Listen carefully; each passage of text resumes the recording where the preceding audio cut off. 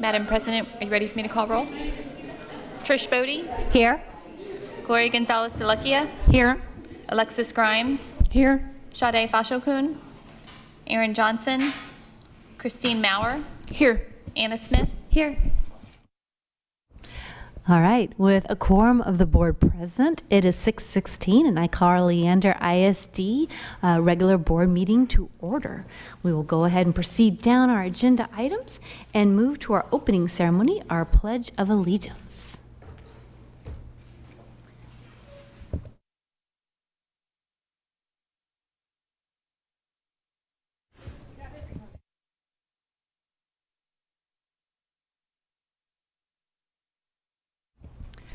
All right, thank you for coming up. Before we start the pledge, I'd like to introduce who's doing our pledge for us this evening. Richard Ribble joins us this evening to lead us in the pledge and the Texas pledge. Richard, who goes by Quattro, attends Danielson Middle School. This year, Quattro will enter 8th grade. He participates in choir, and outside of school, he's involved in wrestling. While Quattro has been a lifelong Leander ISD student, his mother joins the district as a new teacher at Glenn High School, teaching government and debate. Everybody, please help me welcome Quattro Ribble.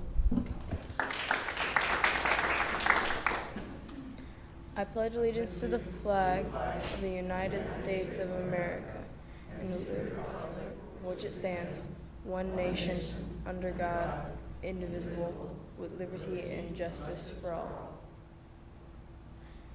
I pledge allegiance to Texas flag. I pledge allegiance to the Texas, one state under God, one and indivisible. If you'll join me in a moment of silence, please.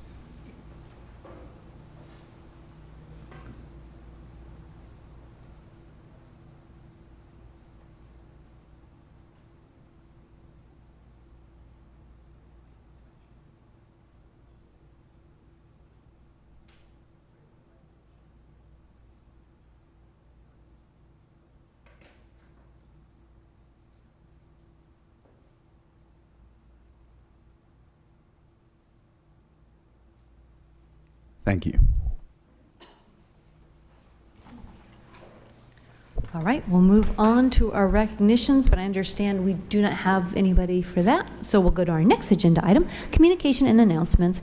We'll start with the superintendent remarks. Nothing this evening. Thank you, Madam President. Okay, board member remarks. If there are no board member remarks, I want to direct you to the committee updates. We know there's a lot going on, so if we can just update each other. If you're the chair of the committee, tell us what's going on or when you think your next meeting will be, or what happened at your last one.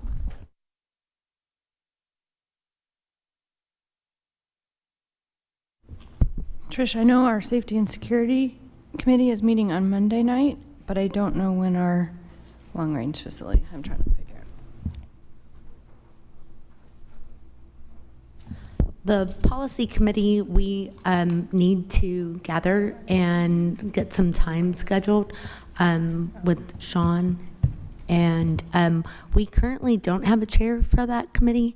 I think if we had a chair for that committee, that would be maybe help facilitate some of that, you know, of keeping a running list of, I know that there's quite a number of items that over the last couple months we've talked about in here and said, okay, policy committee, go.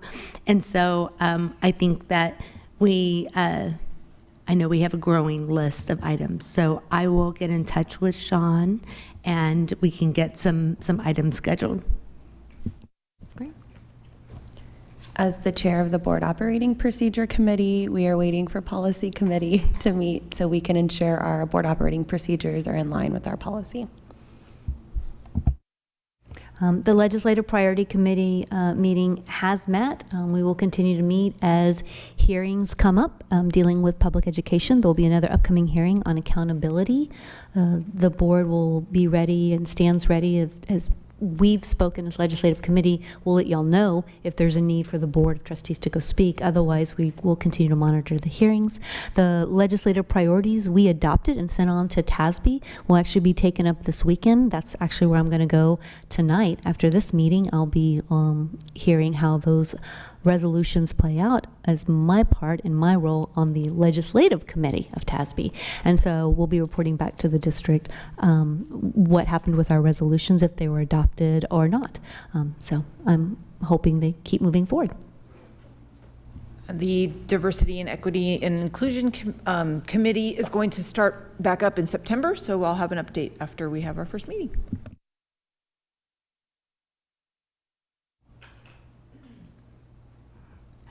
All right, board members. Remember, we don't always need to do committee updates at every meeting. We do it at every other one. But it's just a good idea to check in so we can let our community and each other know what's going on. If there's nothing else, we'll move on to citizen comments. All right. In our effort to continue with uplifting and bringing in student voice, we have our student voice that'll be giving us the opening remarks of what this agenda item is all about. Are we ready to... The district and the Board of Trustees are the local government body charged with serving the educational needs of all school children in the Leander Independent School District, like me, my mother's favorite child, as they pursue their mission to cultivate each individual student while creating a safe and supportive environment. The board is now taking up the Citizen Comment agenda item, which is time set aside during this meeting to hear from the whole community, which can include a wide audience of the entire LISD family. Still, remember that there are other ways you can communicate with the board. You can send them an email, come to a board cafe, or just tell them that you would like to chat sometime. The district believes the Leander family thrives when we ensure a welcoming, safe, and caring environment. Board operating procedures and BED locals specify guidelines, so it is important that you have read them before you speak. The board wants to hear from everyone, but still asks you to be mindful of your conduct and the example you are choosing to set when presenting complex information. If you're presenting material that only certain high schoolers may encounter, remember that school children of all ages may participate in the board meetings either by watching them or you might see some in the audience. When the board president calls your number, remember, watch the timer and focus your remarks to the time allotted. We know it can be difficult, but please conclude your comments when you hear the chime. Okay, speaker number 1.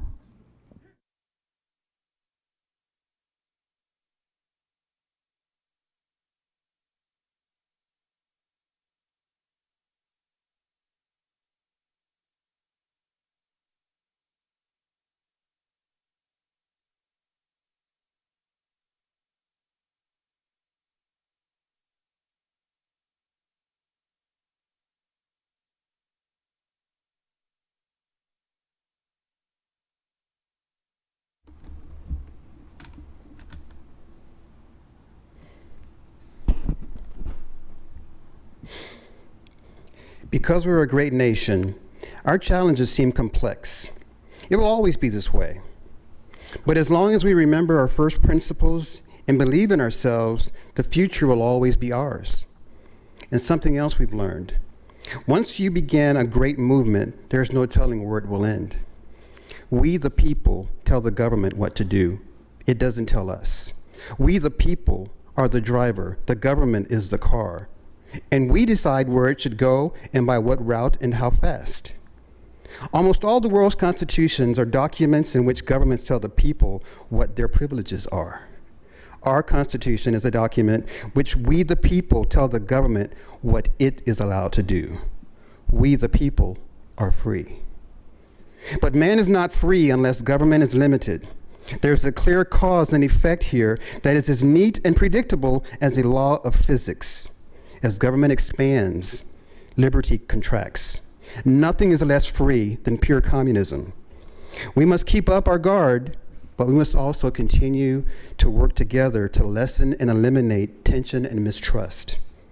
It's still trust but verify. It's still play but cut the cards. It's still watch closely and don't be afraid to see what you see. Parents, you won every battle with every call you made and every letter you wrote. Action is still required.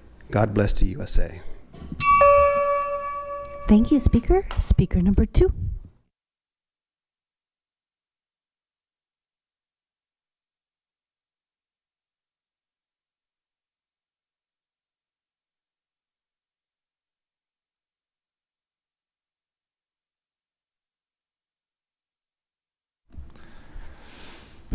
Good evening, board. Speaking on 7A regarding our student learning environment. I have a trans daughter who attends Whitestone Elementary School, okay? And my daughter, Annabelle, she is identified as a dinosaur since she was 3 years old. And it's really triggering when her science teacher, Miss Hubbard, has repeatedly claimed that the dinosaurs are extinct. And I demand that you remove this hateful language from our curriculum immediately, because you are undermining the existence of my beautiful daughter. You know, every night this past year, she's come home crying. She says, Daddy, Daddy, Daddy. Miss Hubbard, she says I don't exist. She says that dinosaurs are extinct. You know, she's literally in tears, okay? And every night I have to tell her, look, baby girl, you are a Tyrannosaurus Rex, and you are valid.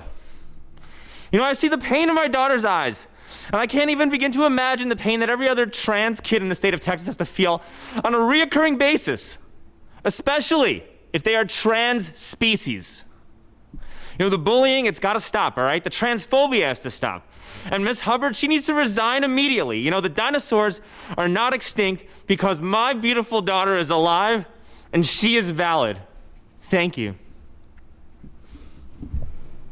All right. Thank you, speaker number 2. Speaker number 3.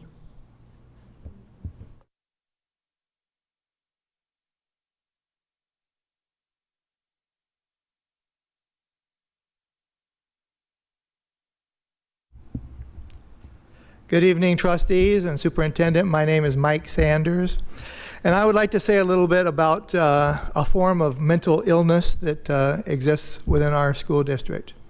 A form of mental illness where teachers are told that they have to leave reality and enter the fantasy world of someone who believes that he is a girl or someone who believes that she is a boy. And teachers have to use pronouns that are incorrect pronouns in order to enter into the fantasy world of someone who has a mental illness.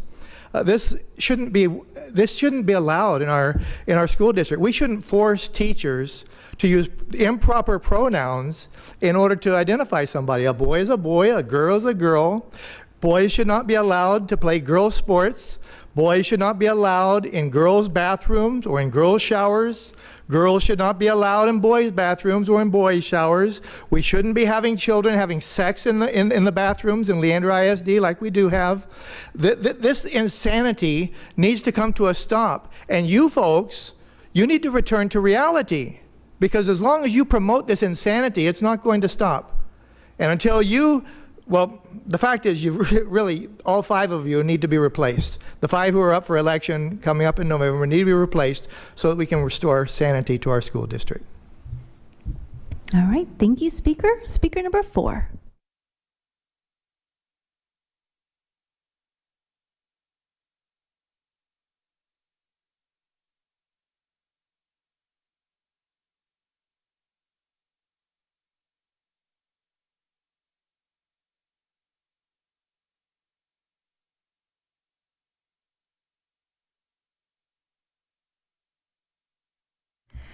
Good evening. I saw something on Facebook earlier this week, and I was encouraged that our neighboring school district superintendent had shared it. I wanted to bring it and highlight it for our school district and for our community as well. We're just days away from a new year. I can't doubt that all of us have great expectations and hope for what this year will bring. This is a simple 20-day focus, but I bet we can speak and declare these blessings over and over this whole next year. Dear Jesus, I want to thank you in advance for all the lives that will be impacted this next school year. I pray for students and staff to overcome hardships. I pray for new friendships. I pray for victories to flood our community and our schools. I pray for our maintenance and transportation staff, for the child nutrition services and custodial staff, for our administrative assistants and paraprofessionals, for our counselors, librarians, and nurses, for our special education staff, for our substitute teachers, for our new staff members, and for all of our teachers, for our administration and our school principals, for our school board, for each elementary schooler, for each middle schooler, for each high schooler, for all of the pre-K and kindergarten children and their parents, for our graduating seniors and their parents, for all of our parents, for our whole community, for the health of our students and the safety in each one of our school buildings, for the new students coming into our district, And for a very special first day for all of our students on August 17th, the first day of this school year, 2022-23. In Jesus' name, amen. Thank you, Speaker. We'll have our next speaker, speaker number 5.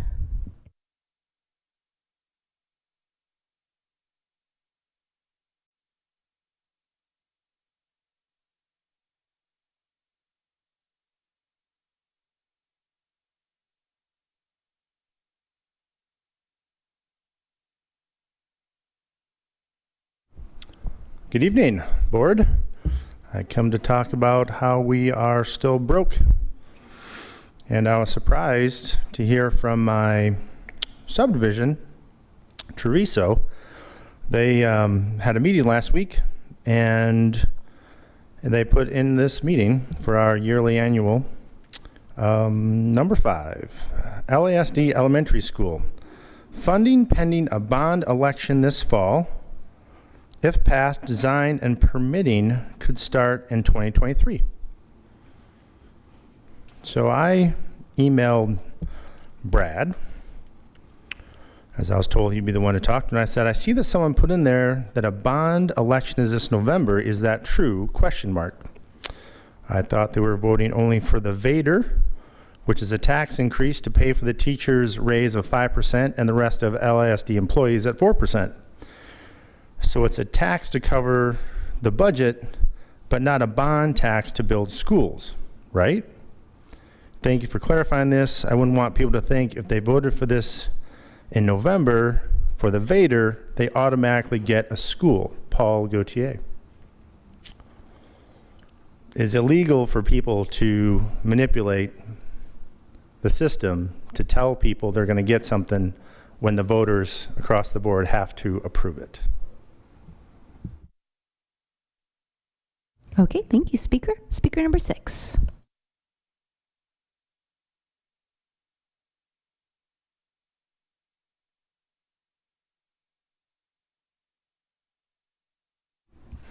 Thank you, Board of Trustees and Dr. Gehring, for your service. I want to applaud our district for having a realistic dress code that doesn't discriminate kids that come from all walks of life and economic circumstances. Our district is to provide equitable access for all children so they can all achieve the same outcome, as not everyone has the same home life and opportunities as the child beside them. I have a concern with some language on page 11 in regards to Leo having a separate dress code. Leo serves our most at-risk population in this district. Leo is make it or break it for some of these kids' whole lives. Providing a separate dress code for them is not inclusion, but rather exclusion, and making that population separate even more so than the rest of their peers. It is not building up kids that are at risk and needing extra support and guidance. If we are here to break cycles and help this next generation, we need to be mindful by making them feel included, wanted, and supported. This feels like they're segregated, not just by attending Leo for a temporary time frame, but also now we're overseeing their wardrobe in a different way that they would their peers. I implore you to talk to the kids who have been at Leo and their families and revisit this before voting.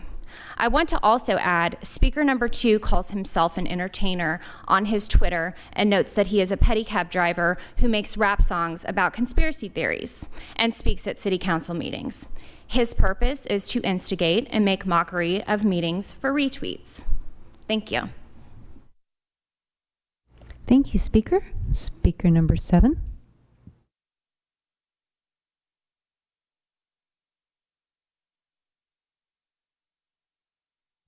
Good evening.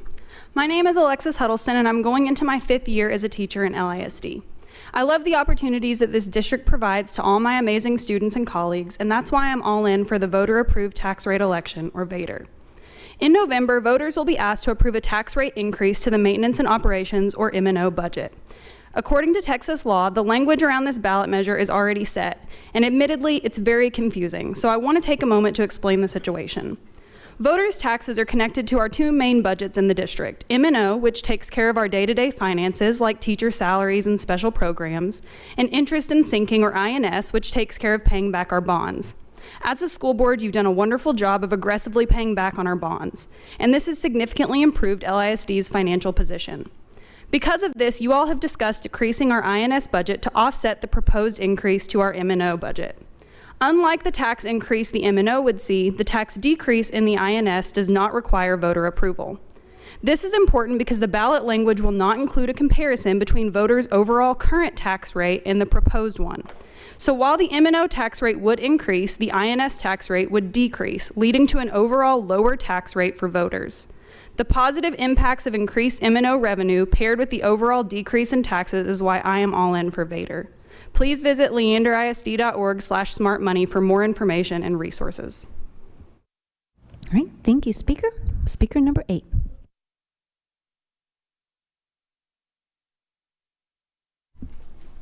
Good evening, members of the board.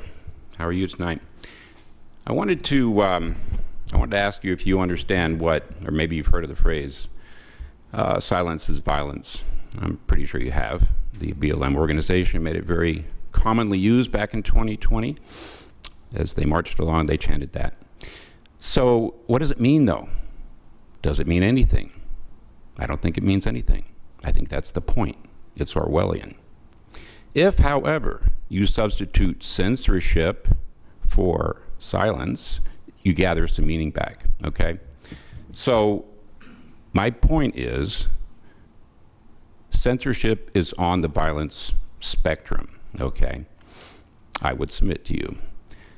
I was wondering, well, all of you who know history, and I'm sure you do, realize that it's a precursor to 4 other forms of violence, right? So you censor people first, and then it leads to some other things. My question to you is, why did you use censorship on Aaron Johnson, who I don't see here tonight, in his farewell address in the last meeting? I don't understand that. That was trite. That was immature. That was uncalled for. What you should really be doing is looking up Justice Brandeis's counterspeak doctrine, which he came up with about 100 years ago. Thank you. Thank you. All right. That concludes our citizen comments portion of the agenda. We'll move on to our superintendent's report. Dr. Gehring.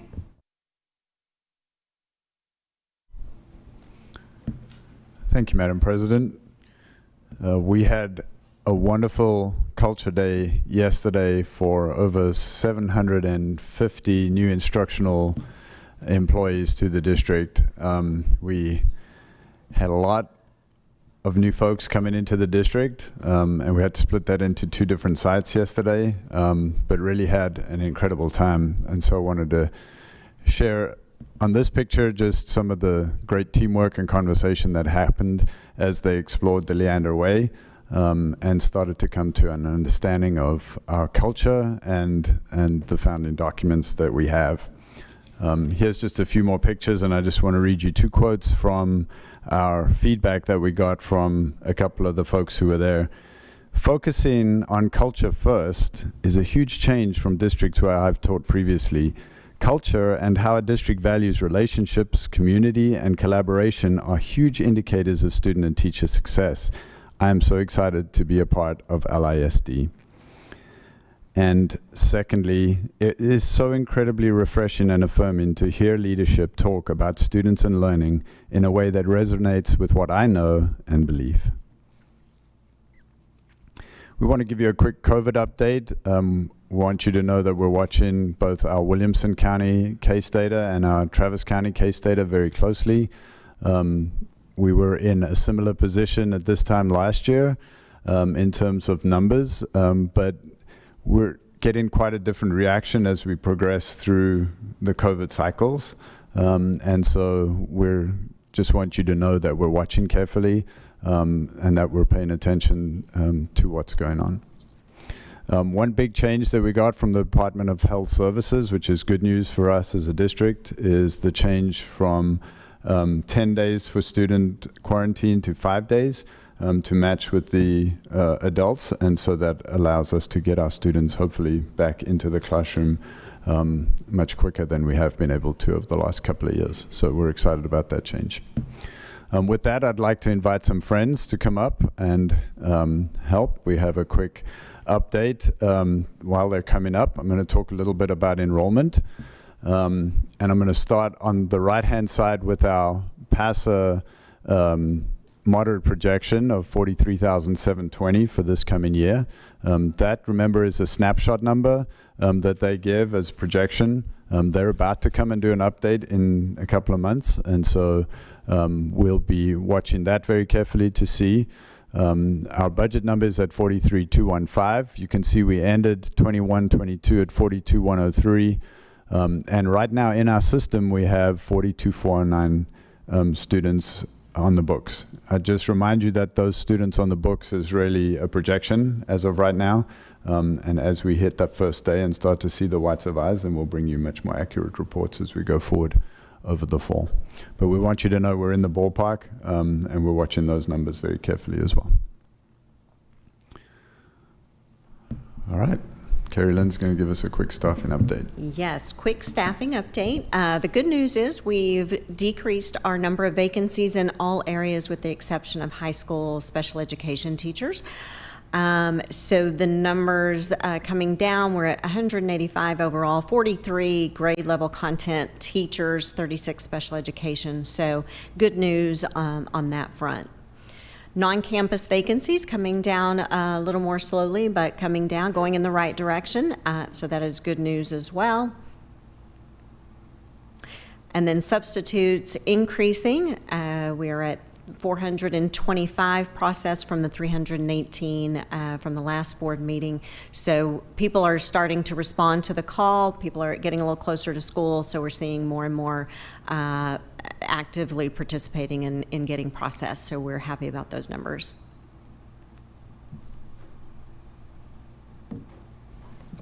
Good evening, Madam President, trustees, Dr. Gearing. So I have a few items that I'd like to talk about this evening. And the first is a safety and security update. And I have three items that I'd like to discuss. And so one is our security audits. One of the requirements that the state has requested of us this summer is door audits of all of our campuses. And so our campuses have engaged in that work. They are currently looking at each of their external doors to ensure that they are functioning properly and that they can lock properly, and if the doors are not functioning, then they immediately put work orders in to ensure that our plant services puts a priority to those doors so they can be ready to go the first day of school. And had a meeting today, Sarah and I, with Joey and his team, and they are putting a good plan in place to ensure that all of our doors are functioning. The campuses will have that completed before school starts. The other item that they will be doing this year is they will be, each campus will be performing audits, weekly audits of their doors to ensure that they are functioning and that we have a process in place that if a door is not functioning during the school day, it becomes immediate priority and is repaired quickly, so we do not have any doors not functioning. And our campuses are working hard on that. I was with the campus today looking at their process and working through some questions that they had. Darla and I are meeting with another campus tomorrow, and so our campuses are taking this very serious to ensure the safety of our students. The other is a Safety and Operations Summit. I didn't actually put it on the slide, but it's something that I think is unique to Leander ISD. It's something we started 5 years ago where we hold a meeting with our campus and district administrators focused solely on safety and operational items, and we held that last week at Vandergrift High School. We had a session on the audits and some of our emergency operation plans. And then we had brought in an outside group that worked with us on Stop the Bleed. It's a required training that we have each year for our students, or for our staff, and that we can offer to our students throughout the year. We had some things on mental health, behavior response, and threat assessment. And so we are providing ongoing training with our staff. We continued that. Brian continued that with our assistant principals to ensure that they had some additional training also. And then the last item is our emergency operation plans. One of the things that that we have done for years within this district is ensure that our emergency operation plans are up to date, that they are best practice, and that they are looked at by safety officials. And we have worked very closely with the Texas School Safety Center for a long time. Darla actually works with them on a regular basis. And so we have looked at each of our emergency operation plans. We did meet in our School Safety Security Committee meeting to review those.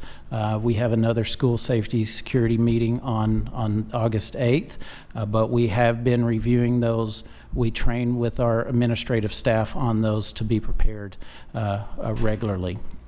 We do tabletop. Some of the things that you may hear from TA and from the governor and stuff is schools practicing these, and we have been working on emergency operation plans for years, practicing, doing tabletops, and partnering with our law enforcement agencies. That's one of the things that we have done very well, is have great relationships with the Leander Police Department, the Cedar Park Police Department, and Travis County Sheriff's Office. So the next is transportation, and we're very excited about Smart Tag. It's something that we rolled out last year to 6 of our campuses. We've been working on Smart Tag for a couple years.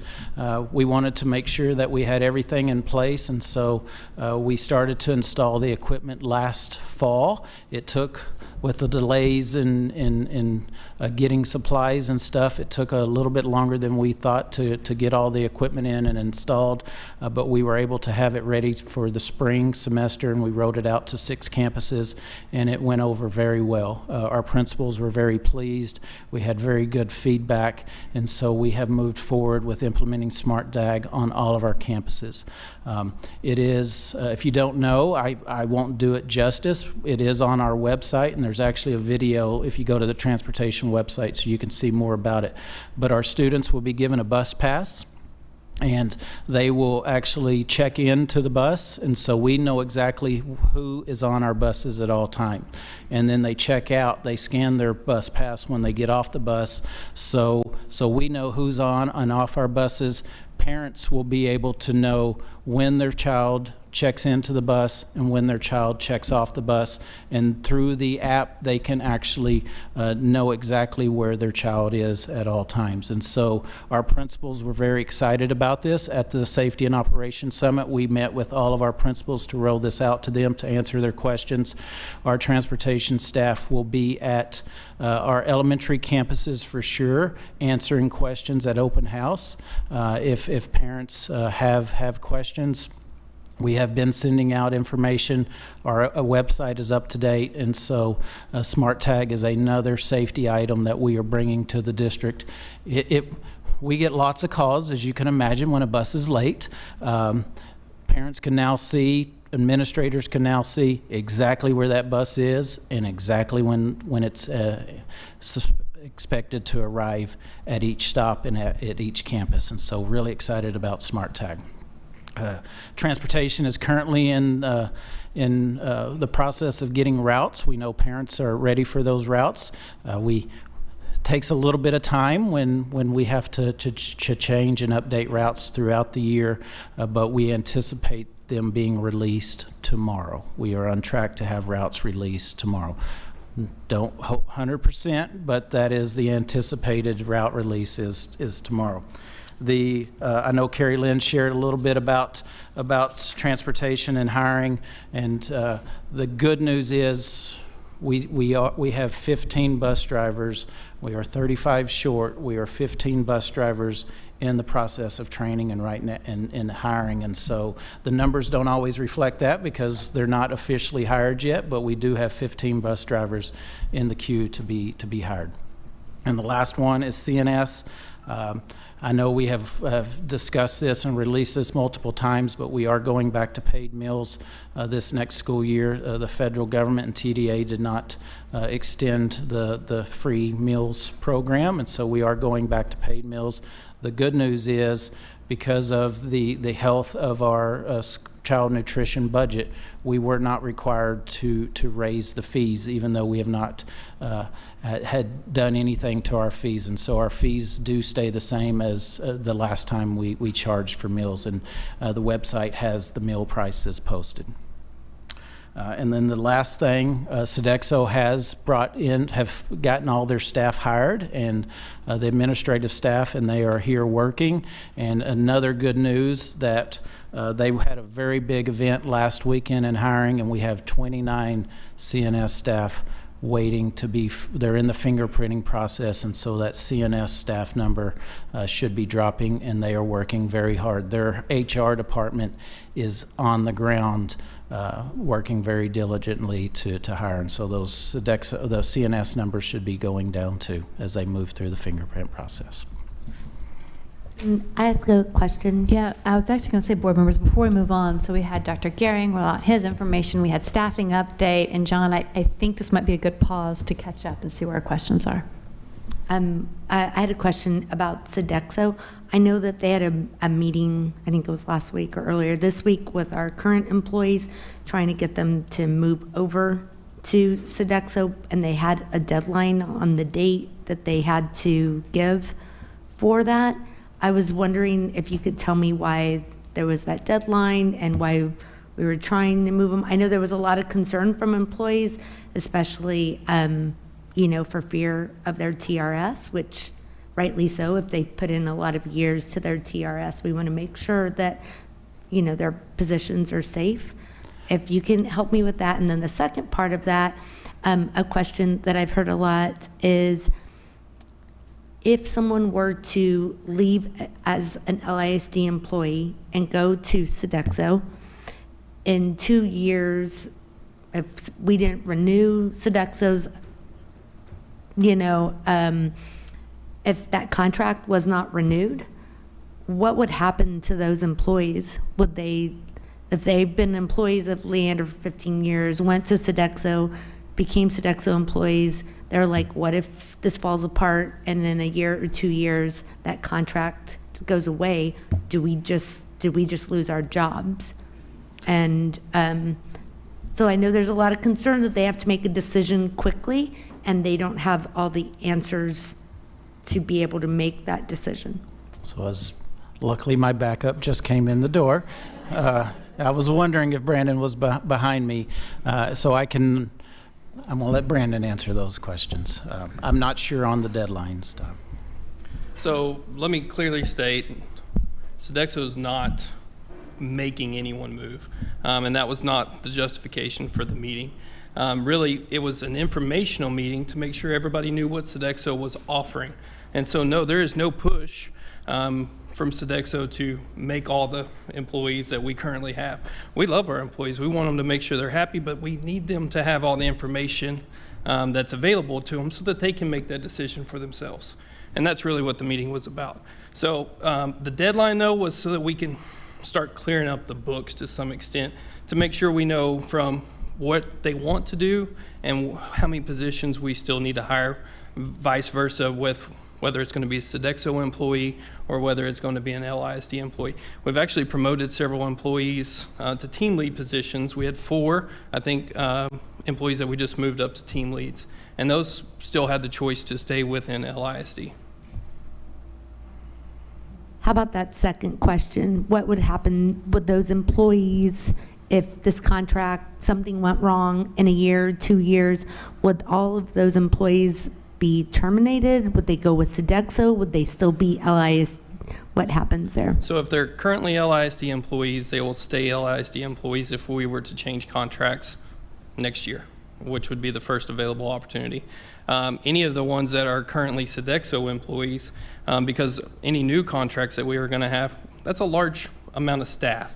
Obviously, I believe that most new companies that will come in, I haven't been through that process yet, but any new company that comes in would want those employees to stay within the district and also continue with those positions, because they're not going to have a surplus of 300 plus employees to bring on if the contract was switched. That makes sense, but I also understand those fears.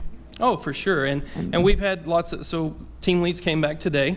We also have another training tomorrow with the team leads, and that's CNS specific. And so they're doing a lot of meet and greets and getting to know. There's been a lot of good feedback back from several of the team leads too, that they're excited about this to some extent, the transition and also the structure that Sodexo has, and the trainings that they're doing. So yes, there's fears anytime any change happens. And so as time moves on and we're able to answer some of those questions, hopefully those fears will be erased. So one of the things that Brandon and I talked about is when you look at our employees or Sodexo employees, I think, and this is where we can have conversations with each employee. I think there are benefits by staying a Leander ISD employee, especially if they're at a certain years of service, to not leave their TRS. Looking at what Sodexo offers, I think there would be some advantages for some of our employees that don't have the same amount of service. And so that's where we can have those individual conversations with each employee on what, and of course HR helping with those conversations on what is the best for you, because we do not want any of our employees that have been with us for a long time to jeopardize their retirement. I would not want my retirement jeopardized. Thank you. And I did hear that, you know, for employees that hadn't been here that long or hadn't put in a lot to TRS, that there were like college, you know, tuition reimbursements, and there were some great benefits with Sodexo. But I think it was the long-time LISD employees, if, you know, someone's put 20 years into their TRS, there was a lot of fear about what would happen to them and that retirement. So yeah, I would say, just looking at the Sodexo plan, I think it would, some people would want to look at it because they are able to get Social Security, which our employees do not, and then they have a matching retirement plan too that they contribute to. And so that's where we have to, and Brandon and I can talk with Carrie Lynn and our team to make sure that we're having the right conversations with our employees when they make the choice. I had a question about safety and security. The doors. So you said if the door is not working right, it'll go into a work order. What does that timeline look like? How are we making sure that those orders are getting put to the top? Because I know our maintenance system, that's a whole nother system when work orders come in, but how are we ensuring those doors get fixed ASAP? What does that timeline look like? So actually that was the meeting that we had today, because that is my concern also. And if it is an external door, it becomes priority number one for our plant service team. And so there is a normal process with paperwork, and I don't know their exact system, but if it is an external door, and we're going to make sure that our principals know this, and we're going to speak to assistant principals and administrative assistants, because they normally enter the work orders, there's going to be a priority that they put in that alerts plant service immediately that there is an external door broken. And instead of using, until we can ensure that our system with technology is up to speed, the plant service staff is going to take a note of that door, and they're automatically going to forward that to our techs. Instead of going through a computer, instead of going through paperwork, it automatically gets sent to the techs, and so they can move over and get that done immediately.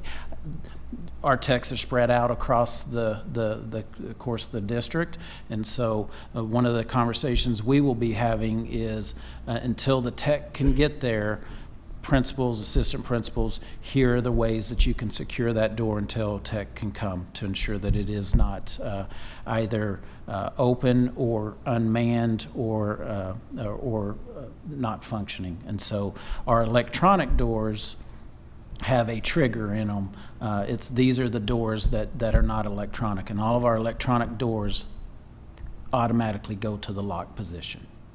Yeah, I'm just concerned, you know, we have some of our buildings that are a little older than some. They are, yes ma'am. And how is that going to work with our PACs? You know, LHS has a PAC, Cedar Park High School has a PAC. How is that? Because I know that the principals at each of those schools are not technically in charge of the PACs. They are not. So how is that going to work? Because essentially that's another entryway someone can get in, and I'm trying to figure out how are we going to ensure that those are getting checked weekly. So It's different for both campuses, and without going into specifics, because there would be some things that we would not want to release, I actually have a meeting with Mr. Sloan and his staff tomorrow for Cedar Park High School, and those are some of the things that we're looking at. I know Mr. Simpson and his staff are putting some things in place. They are rearranging some of the things that they do with their administrators, and so to ensure that their pack is safe. And we'll be having those same conversations with Mr. Sloan tomorrow. John, can we just put on our Friday memo updates to the board? If you have one of those priority orders that have been escalated, and if it's been outstanding for a week, and there's some, and you are having to do that manual override to make sure that door is secure, can we just get an update to the board on those situations? Yes, ma'am. Awesome. My last comment is more of, I'm hearing from the community, they would love for us to kind of do like a school safety summit panel. Just, parents want to know and make sure their kids are going to be safe. And, I know there's a lot of things we can't say, obviously, because logistics to make sure, we keep our students safe at school, but they want to hear from us. So I think anything we can do as a board to support them to get out there, I would really appreciate it. Yes, ma'am. I would agree, and we've had those conversations. It's just we want to make sure that we're partnering with our cities and counties, and so that is on our mind, and we agree, and it's just when's the best time and the best date so we can partner with our cities. But we are thinking the same thing. I actually was interviewed today for a news station, which I don't ever want to be. It's not what I do. But it's important to get the word out on safety and security. Agree, 100%. Yes.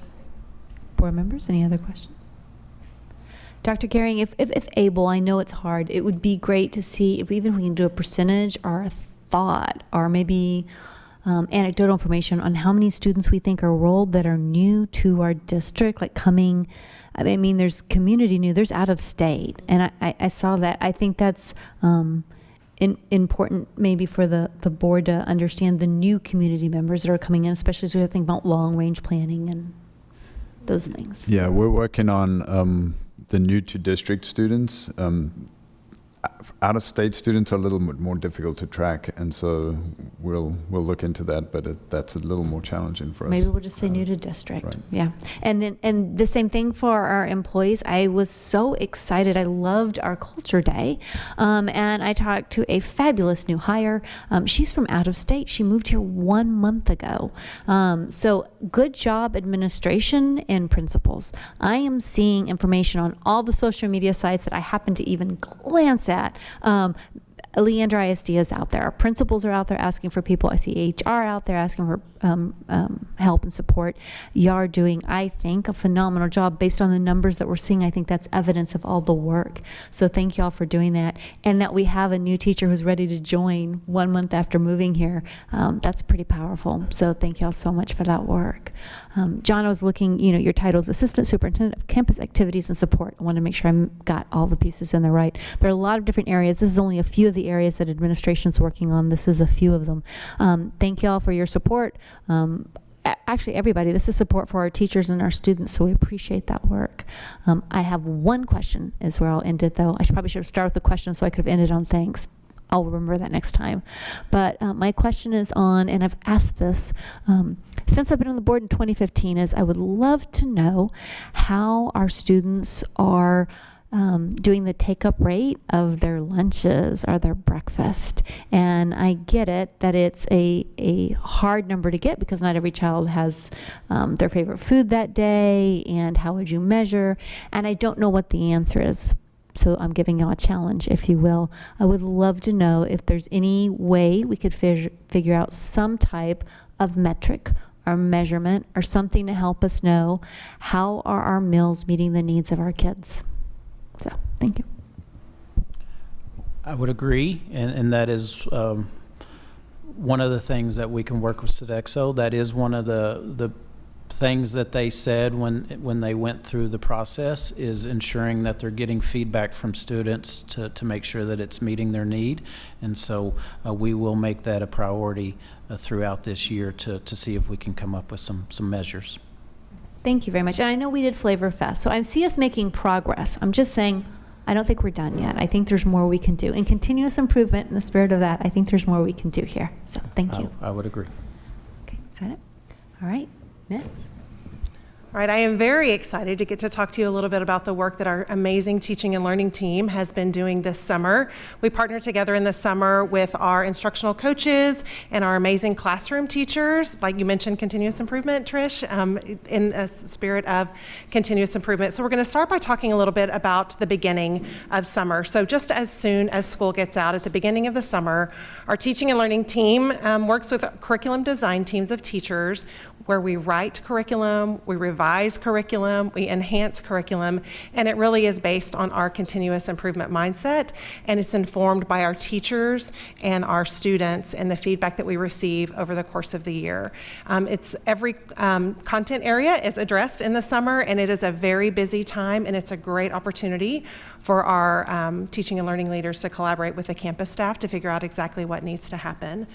At the same time, we have professional learning that also happens in the summer. And so I've got a few pictures there to talk to you about some of the fun things that happen. So up on the top left, you'll see some teachers who are doing some learning about Canva. And Canva is a product that allows you to be creative and to design and to express things that you're thinking. I used to use Microsoft Publisher, like I thought I was really cool, so it's kind of the new Microsoft Publisher. You can make anything in Canva. It's amazing. And so we had some teachers who came together. Some were already users of Canva, while others were new to the application, and so it was great for them to get to come together and learn. That middle picture there is a group of learners coming together to talk specifically about maker spaces, and their focus was on STEAM and STEM. And they are people who already have maker spaces happening on their campuses, and they're gathered together to figure out what does it look like on your campus, and what are the ideas that I can learn from you, and how can I make the maker space on my campus even better. So that was a great collaborative opportunity. And then on the right, you'll see a picture of some of our dual language teachers coming together to do some learning over the summer. So summer is a very busy time for us. I did grab a couple of pictures off of Twitter just to highlight some things that our staff talked about this summer on social media. So on the left, you'll see an elementary science teacher. That's actually a video that you could click on Twitter.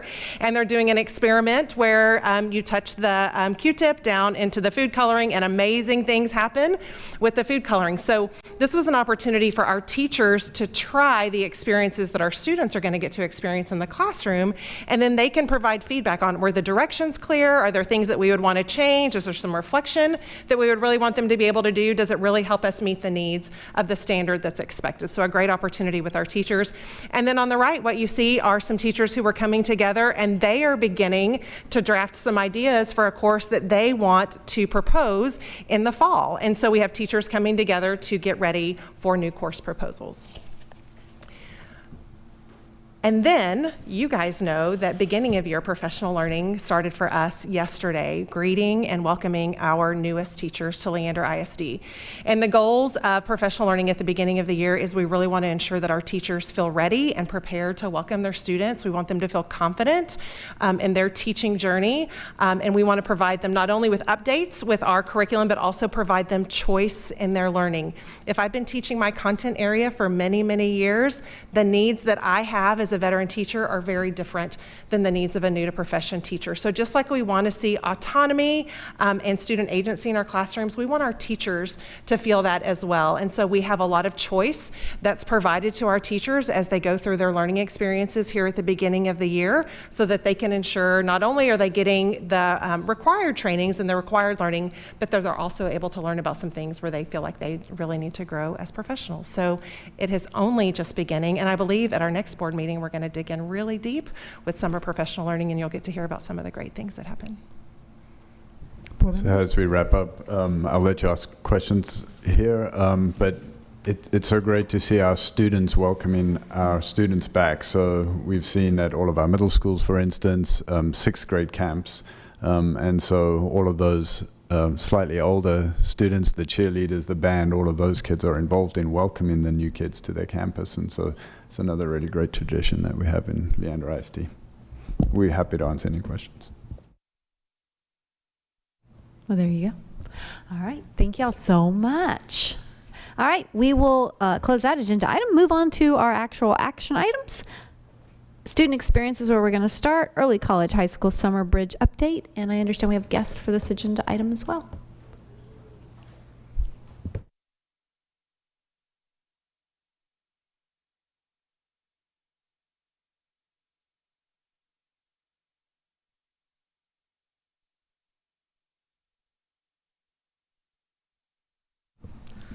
Good evening, Board of Trustees. Dr. Gehring, it's really good to see you all again and have the opportunity to speak with you all and let you know what's going on with Early College High School. My name is Clay Courier.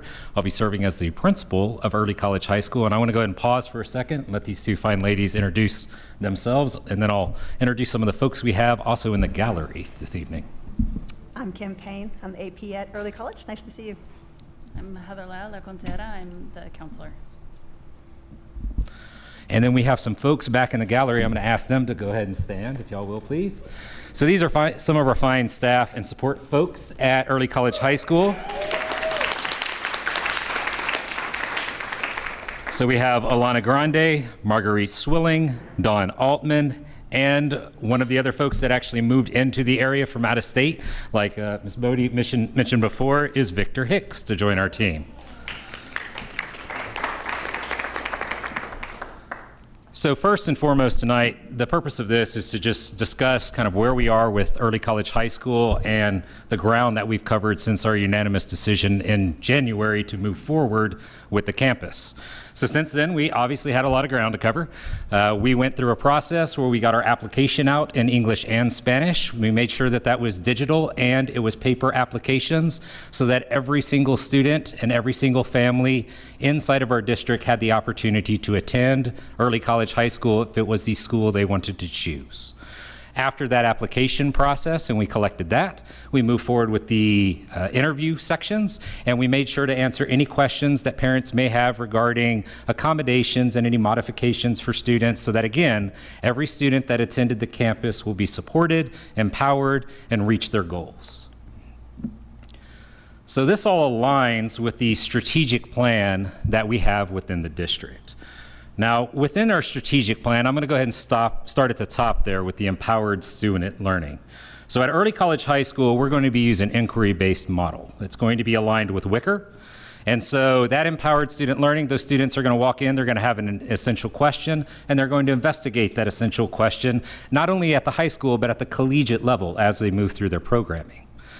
So obviously, one of our main concerns at all of our campuses are safe and innovative learning environments, and so we've partnered very heavily with Austin Community College. Austin Community College has its own police force. We've mapped out all the security, all the entrance, exits. We've planned out our drills, our SRP that's going to happen at the campus, so we are ready to go to make sure that every single student that attends that campus will be safe the entire time they attend Early College High School.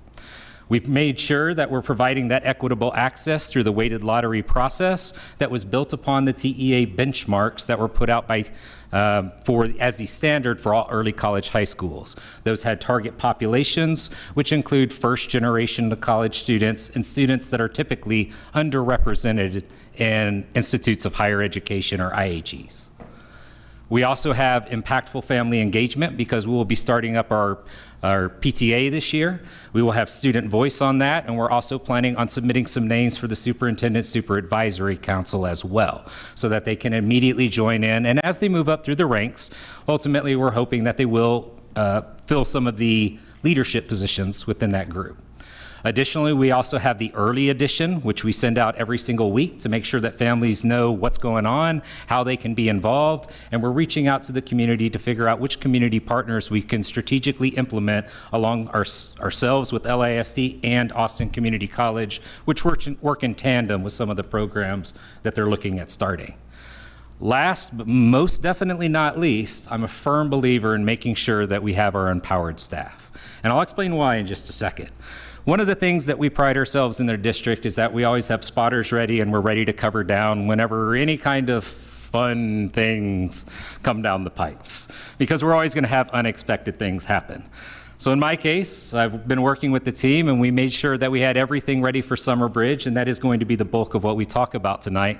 But I'm about to actually stop talking to you because the week that we were supposed to have Summer Bridge, Even though I was vaccinated and all the other fun stuff, I got the wonderful Rona. And so what was great about it, though, is we already had everything in place. I called up the team and I said, hey, look, folks, this is just how it's going to be. And they said, don't worry, we got you. And they did a splendid job. And so what you're going to find about me is when people go out and they do the work, I want to make sure that they're able to talk about it. So without further ado, if you are uninitiated, Early College High School is designed for our district. It is our third school of choice. We have New Hope High School, and we also have the Virtual Learning Academy. But Early College High School represents the latest school of choice within our district, where we are trying to create student experiences designed around the student as the nexus point.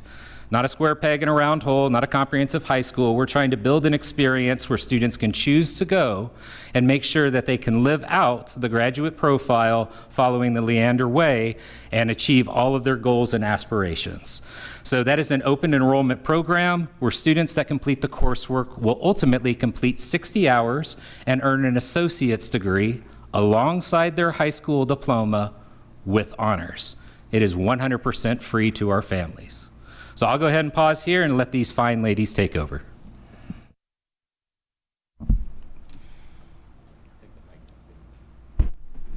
Perfect. All right, so last week we had our inaugural summer bridge. You can see what the purpose of the bridge is. I think I would prefer, rather than have that language, this is what one of our students said. She said, we sent a survey out and we asked the students, what do we need to know more about? What am I confused about? What am I nervous about? And we used those questions, those responses to help inform our Q&A and the actual workshops that we held. But this was it. I'm nervous about meeting new friends and going to a new high school that's actually at a college. And that was overwhelming to her, right? So Summer Bridge does that. It allowed them to be on the college campus and see how all the things work in a given day and make it so nothing was scary anymore. So we have all of our students who came to us. We had 85% of our students come to Bridge one or more days, which was awesome. And we found that they didn't know each other at all. They came from all 9 middle schools and out of state, out of district. So they didn't know each other. So we kind of had a couple of goals. We wanted to go from me to we, and we wanted to go from strangers to scholars. That mattered both, right? That we needed to have community, and it's going to be rigorous. We need to make sure that we are providing the academic support interventions so that they will be successful not at the entry, but also when they exit in 4 years with that associate's degree. So we'll go to the next one. Oh, can I go back to that one? I want to share about this picture. This young man here in the middle, this is during an outside team building activity. His mom let us know he was not amused at coming to early college, and so she posted in social media. Some of you may have seen, she's one of our first posts on Twitter after the ending of Bridge, and she said he was angry, but look, y'all, look, and so he became a leader in 4 days, and we're just so excited about that. All right, so this, if I can show you, this is day 1, and you'll see it's an awful lot of colors. This probably tells you more than anything else the partnership that we have with ACC. Those students who arrive on campus were college students day 1. You'll see at the beginning that they were getting their photo IDs. Before they have a Leander ISD ID, they have their college one, which is pretty cool. And then we did some team building with Greg Glover. Our students really needed that. We played some fun games and we laughed together and what have you. But then if you take a look at the bottom, we had 5 separate ACC workshops, and that was to make sure that all of our students understood all of the services that are available to them as a college student. There's an awful lot going on that St. Gabriel campus, and we make sure that they understood all of it. And on to the next. And these are just great pictures. So the one on the left was a game. I think it was a kind of Rochambeau, someone kind of gets to the end and they win and you have cheerleaders. I don't know. And then on an awful lot of noise, that's all I know. And then on the top, this was a great picture of a picture being taken. This was a young man getting his picture taken for his ID. You'll notice that how they're important people. There's no lines. They just got to go up and have their picture taken. So there we go. So from that piece of it, just looking at day 1, hi, welcome to the campus, this is what we're going to be doing. On day 2 and 3, we were really trying to focus on welcome to high school, We had all this information about what your concerns are, what are you worried about, what are you interested in, what classes do you want to have. We had all this information. So then they met with, ECHS is a AVID campus. So they met with their one of the AVID teachers, and they talked about this is what it's going to mean. They met with me, the counselor, and I talked about their daily schedule. I gave them a list of their classes. Do you want to change something? Do you have questions about something on here? Anything that you're worried about? We also met for information as far as expectations and clubs and kind of all the different day-to-day operations. We really wanted kids to get an idea of what the high school might look like, and some of those day-to-day things, so that some of those concrete things really needed to be answered, because those are the things that the kids were all very worried about. We also did 2 different sessions for TSI prep, and we were supposed to do 2 and 2, but we punted and did 1 and 3 groups of testing during that time. So all of the students that were there did their TSI testing in reading to see if they were ready from the get-go to take their first college class, which is set up in the spring, the ED 1300. Wasn't quite sure what to expect, but was really, really happy with the results, not only of those who passed, those that were almost passing, or those that were just right there. We reinforced to the kids, I just want to see where you're at. This is not I got you. This is not I'm getting you out. I just want to know where you're at. When they get their results, it's right then and there. They don't leave the room without knowing their results. And we talk to them about it. You passed, you're fantastic, moving along.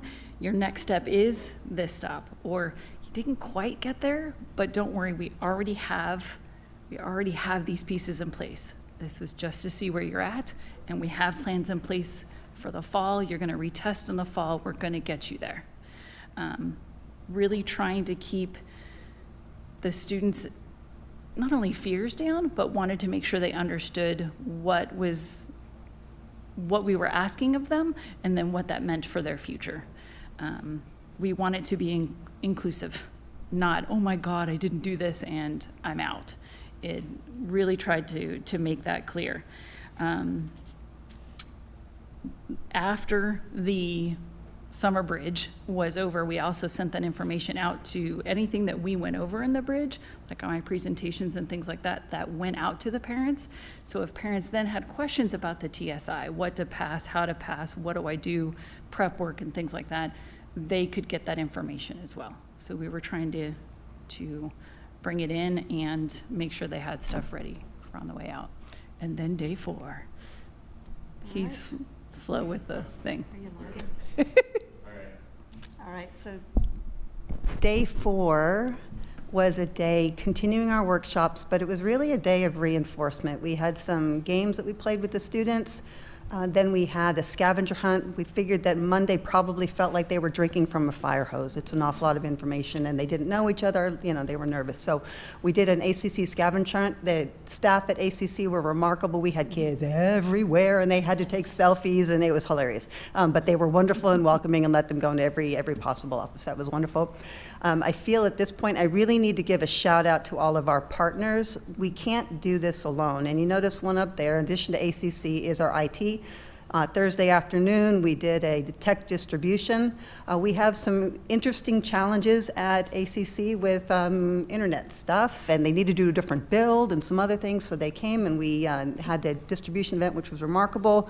If you'll beg my indulgence, I don't want to miss anyone. In addition to ACC, I need to give a shout out to Child Nutritional Services. They did our breakfast and lunch every single day, and incredible. Greg Glover and his team. IT was remarkable. Transportation came up with 5 routes for us and made sure that our students were there. They were incredible.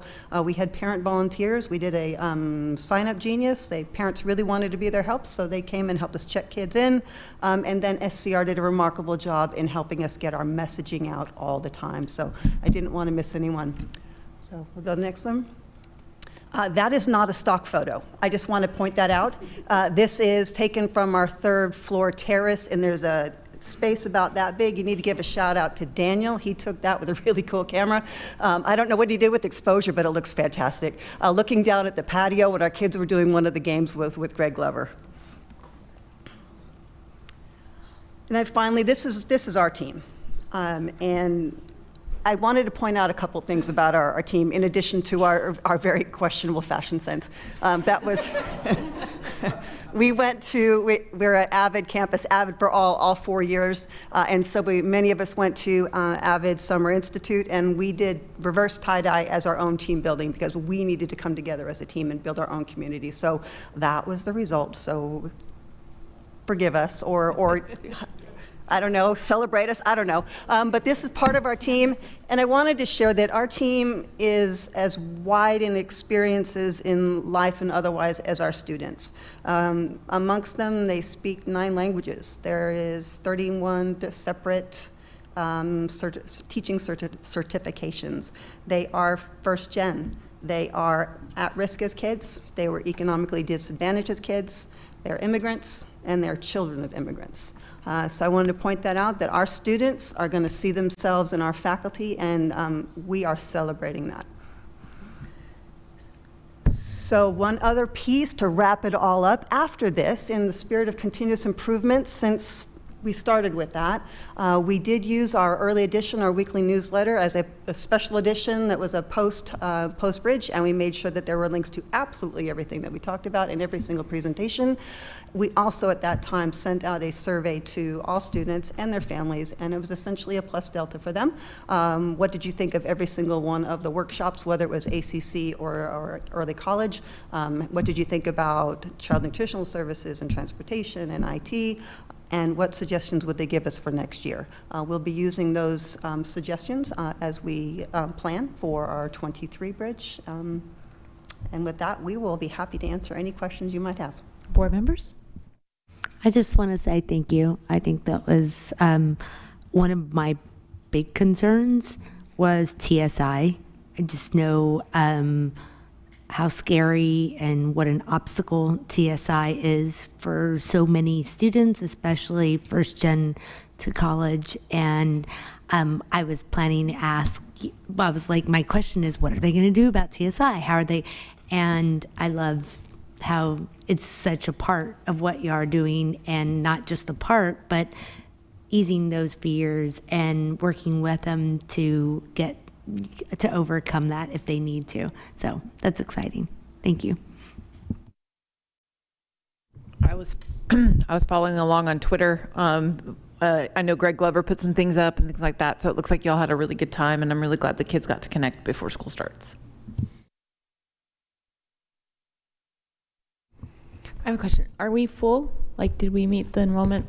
We're at 150? So, originally our goal was 125 actually, because what we're looking at doing is adding 125 students per year. What is typically common whenever ECHS opens, especially if you look at the 5-6 month time frame that we had to really broadcast it out after the board made the decision, is a lot of times you only get about 50% of what your target group is. So in our case, ours was 125. We got 175 applications on year one. So we had vastly more than we did spots. Now that being said, you also had some folks that applied because there was a window. They didn't know exactly what the school was about at the time.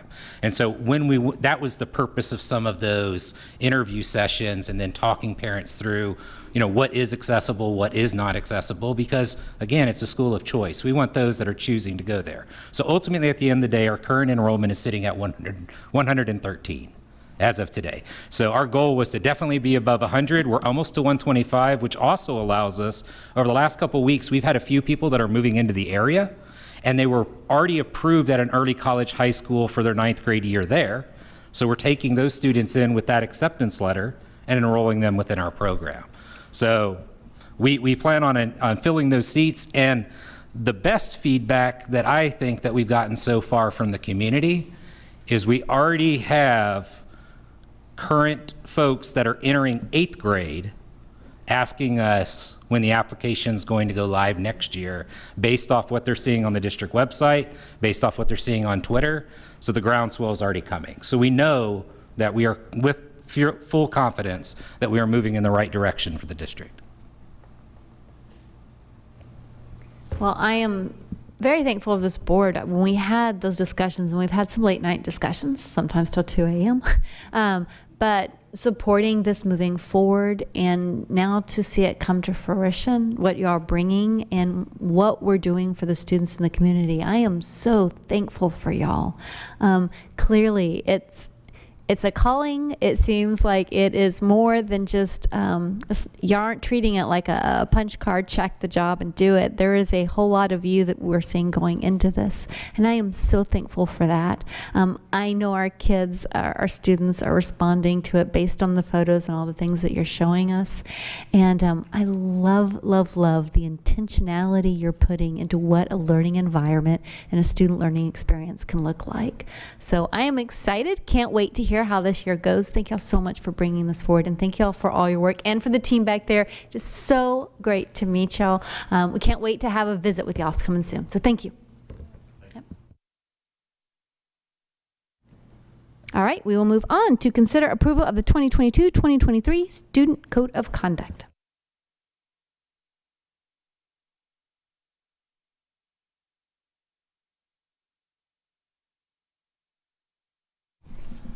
Good evening, Madam President, Dr. Gearing, trustees. This is not nearly as fun as early college high school, but we're going to talk about code of conduct and dress code. I'm here asking for approval for the 22-23 code of conduct. Each year we come before the board, ask for approval. It is a non-legislative year, so there are not many changes to the actual code other than the ones noted in the dress code on pages 10 and 11. So as we discussed previously, we wanted to get some feedback since we've installed the new dress code and hadn't had full buildings for a bit. So we had relatively full buildings last year.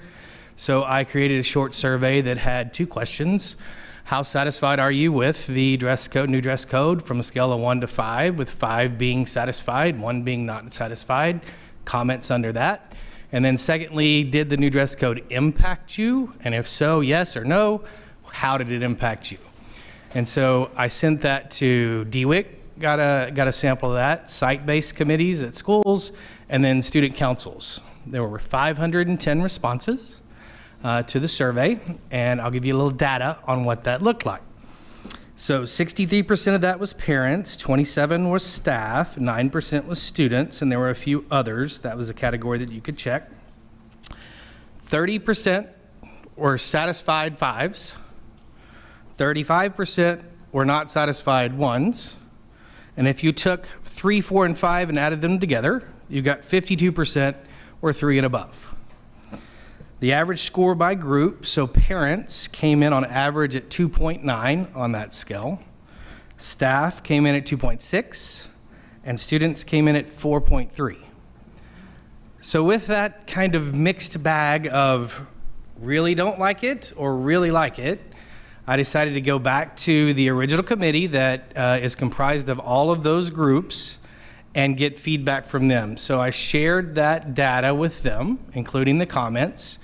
They had an opportunity to review it, and because they had lived it, gave suggestions on anything that might need to be changed.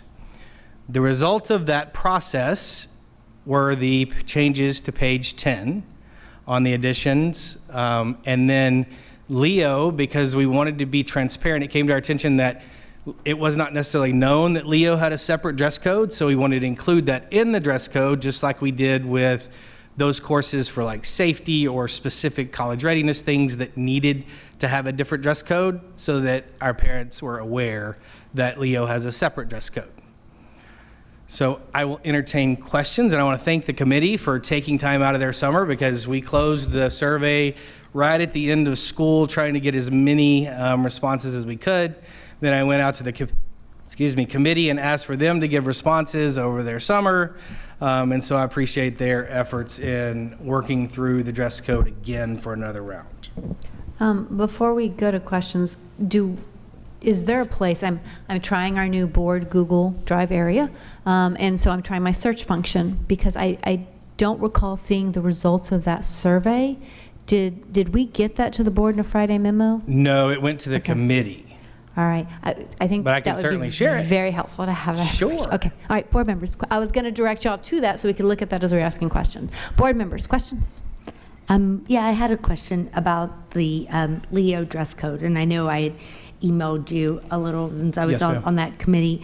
I think the committee spent a lot of time talking about the dress code and the impacts of the dress code, and were really thoughtful in all of that. And I think that it was a failure of our committee and stuff that we didn't address that, as a committee. And so I don't feel comfortable having this on there. And I'd like to have a committee to kind of talk through that dress code and find something that the committee feels is appropriate for that. I have some concerns about approving that or just adding that without having that committee participation. Right. And so that's my only comment is, as is, and having it on here, just saying they have a different one. I don't know what that is. Well, I do know what it is, but I'm approving something that just says, and they have a different one. And so they could be wearing orange jumpsuits for all I know. All I know is this says you're approving a different one, and I can't approve something like that's not giving me any of those details in that. So we definitely can review the Leo dress code. It's on their website as to what it is. It's intended to be bland. It's intended to be a sterile, neutral type of dress code that doesn't have influence and clothing trends and all of those things that potentially could impact their programming, and also for safety concerns was what I got when I reached out to try to figure out the history of the Leo dress code, because it predates me. But we can definitely work towards the Leo dress code and reviewing that, and the committee, the same committee or a different committee, either one. Recently, I was at an event that was the African American Leadership Council. It was at Houston Tilston, and they had principals of high schools equivalent to Leo from around the area talking about dress code and how they came up with that, and the talking through that with parents that had students at Leo equivalent, and then also with your diversity, equity, inclusion officer, and talking about some of those things. And one of the things that frequently came up is a lot of your students that are at Leo are students that frequently have housing insecurity. And when you have housing insecurity, if you have one uniform and that's all you can wear, and you get moved from location to location sometimes without really knowing that you're going to move. I don't have my uniform, so I can't go to school tomorrow.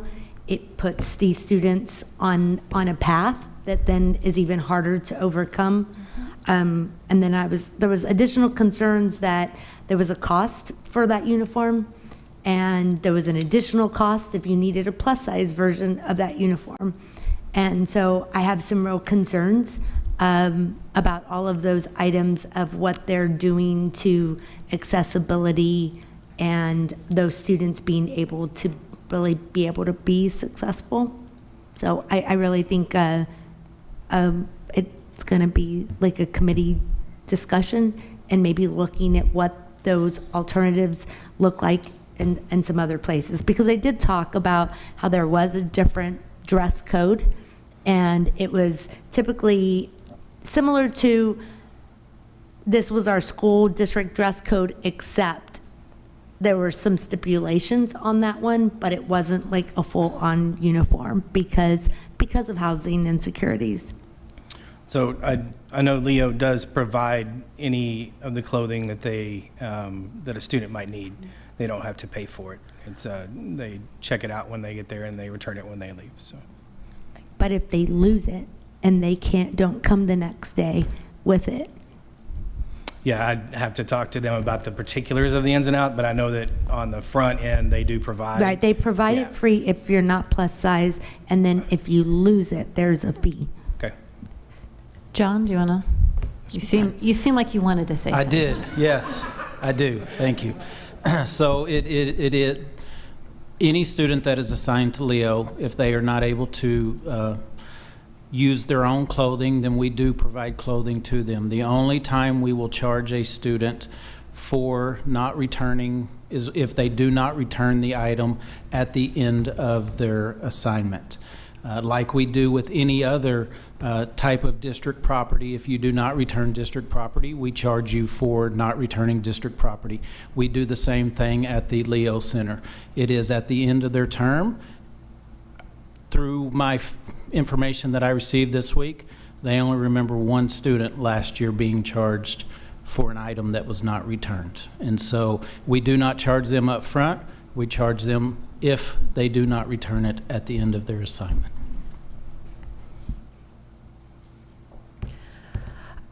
I have a question. You said the original committee. Who was that? So it was a committee that was originally, the board asked us to convene parents, board members. There was some assigned board member representatives, students, staff, and that original email list was who I went back to for the review of the survey results. Is there a reason why our DEI officer or DEI committee was not consulted during this time? So originally, when the process of how I was going to go about getting feedback, we talked about that prior to, and then I went more forward with the process. So there wasn't a reason, and he was on, I believe he was on emails. Because I mean, I do have concern. This kind of, for me, goes against our AE policy we have, our DEI policy we have. And I mean, I'll be honest, I was very disappointed to see the Leo addition in there, because I did do a campus visit this year and was shocked to see what I saw. I'll be honest with you, very school to prison pipeline, like did not enjoy. And so I went and looked in all of our policy, didn't see it, and to see it in here, I don't really like it. I would rather have seen us actually went to the community properly and asked and run it by our DEI committee, because I am not a fan of this. I'm going to be honest with you right now. This is one thing I just cannot get behind. I am an ex-Leo kid, and I know what that dress code is. I know what it does to families, like Gloria said, with housing issues. Like I was that kid. I am with Gloria. I want to see us have a committee. I think I'd like to see us really kind of tackle what we envision what Leo should be. But I got to say, I'm not very happy the way this rolled out with the dress code and Leo put in there. Anna, can I clarify? Yeah. And please change your wording, or if I'm taking the wording out of your mouth. Your disappointment in your statement was about the clothing. We saw teachers there who were putting their all into the kids. Oh, the teachers were fantastic. So I think the actual program is great, because I think we do, in this district, we talk a lot about fail forward, correct? And our teachers there are doing an amazing job. I thought that was one thing. A lot of alternative schools supports, you will see that that kind of pause in education. We're not doing that there. There's students there that are still in higher courses that are still killing it and doing everything they can. However, my issue is when we start talking about our strategic plan and our core beliefs and everything aligning up, we see this one thing in here, and I'm not looking for, I understand Leo students go to Leo because they need, they have to have timeout. I understand that. But how do we know we're not going to be putting them in orange jumpsuits? How do we know we're not all going to be in black shirts and lined up? And just, I can't get behind that. And especially knowing we have the DEI policy that we have and our strategic plan, when we start talking about access and barriers, I see access and barriers all through that. So I personally, I want to hear what the students who've been to Leo and the parents who've had that experience, I want to hear what they have to say. So I can't support this until I want to see the data that was presented. I wish we would have got that.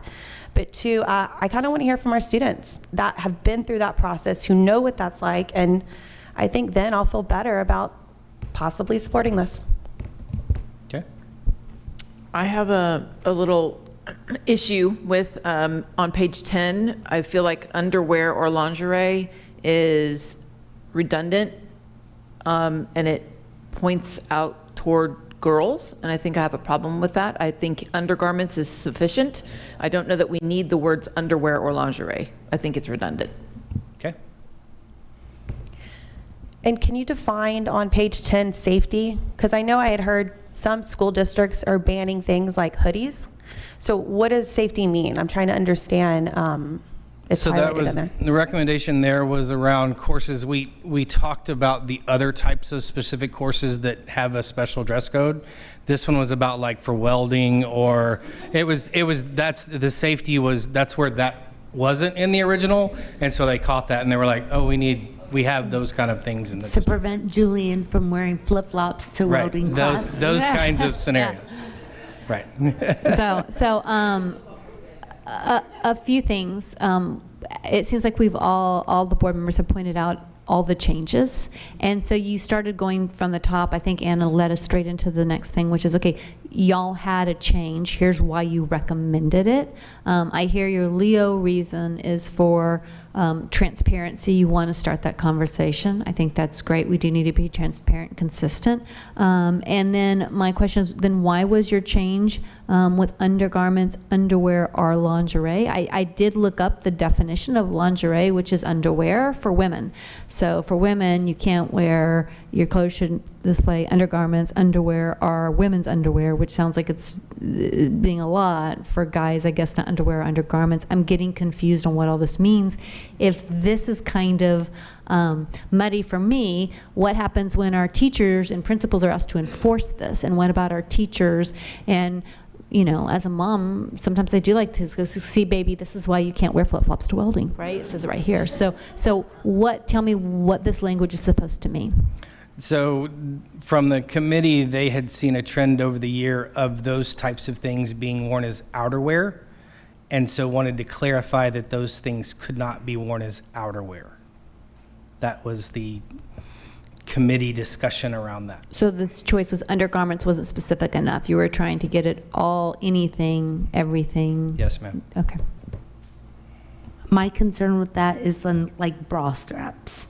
It says straps are permitted. Fine, okay. Yeah, straps are permitted. It was. So then it does feel like then underwear or undergarments covers it all, right?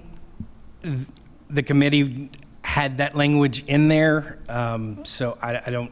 I'm guessing there may have been some trends around that, or they had seen that frequently in the classroom or on kids. And board, we're going to find this interesting part where we say we want community input, and then when we get community input, okay, now how do we move forward? So I get there's this interesting blend and balance we're trying to do. I do really appreciate the discussion of community input on this and the push out on, since Leo's new in this language, what are we going to do to really focus community input and engagement on that? I think those are all worthy questions to talk about. As you know, I will be hesitant as a board member trying to say, oh, I think this is a better word or this is a better word. I really want to push into y'all's process and go, okay, can you ask them why we said lingerie, underwear, both? But I feel like we also have a time thing, because this usually comes to us right at this time frame when you're asking parents to sign in and sign up, and we need to get them their dress code. So, oh my, I think we put a lot on your plate. I don't need an answer tonight. I don't think the board needs an answer right now. We're giving you things to think about, but we're going to need something for you to tell us how you see us moving forward. Do you mind if I go, Brian? Well, a couple of thoughts as we're going. I mean, if the code, which is really kind of the operating policy for behavior and all of that, the dress code doesn't really drive that piece of that. So I don't know if there's an option to set the dress code aside, approve the code as it is, and then revisit the dress code.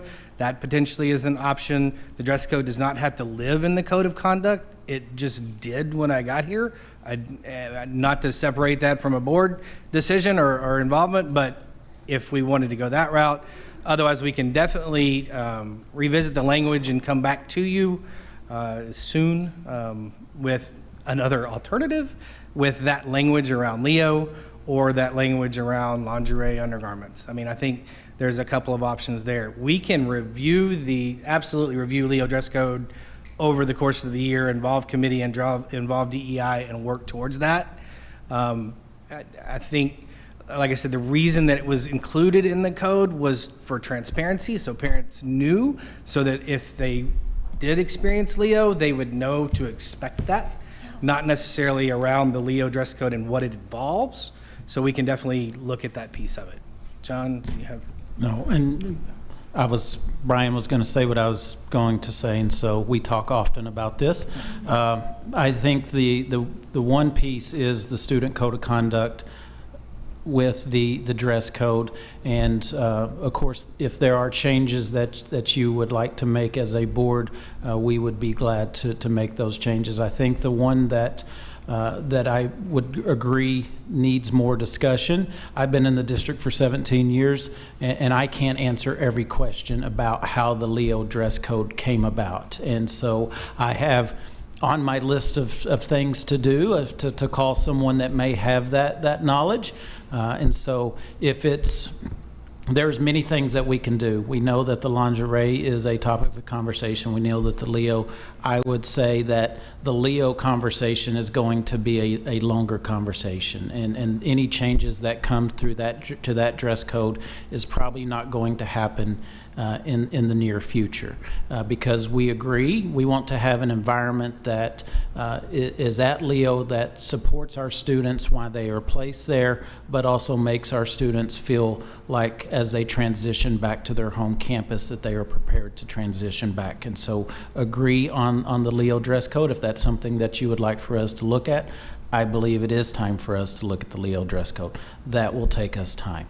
If it's lingerie that y'all believe that may not need to be in our dress code, then we can have that conversation and bring that forward.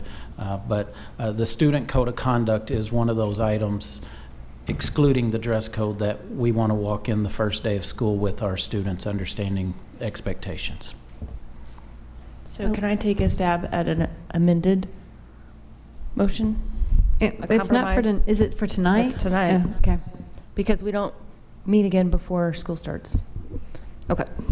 I move the board adopt the 2022-2023 Student Code of Conduct with the exception of Leo verbiage, with that going to committee for review.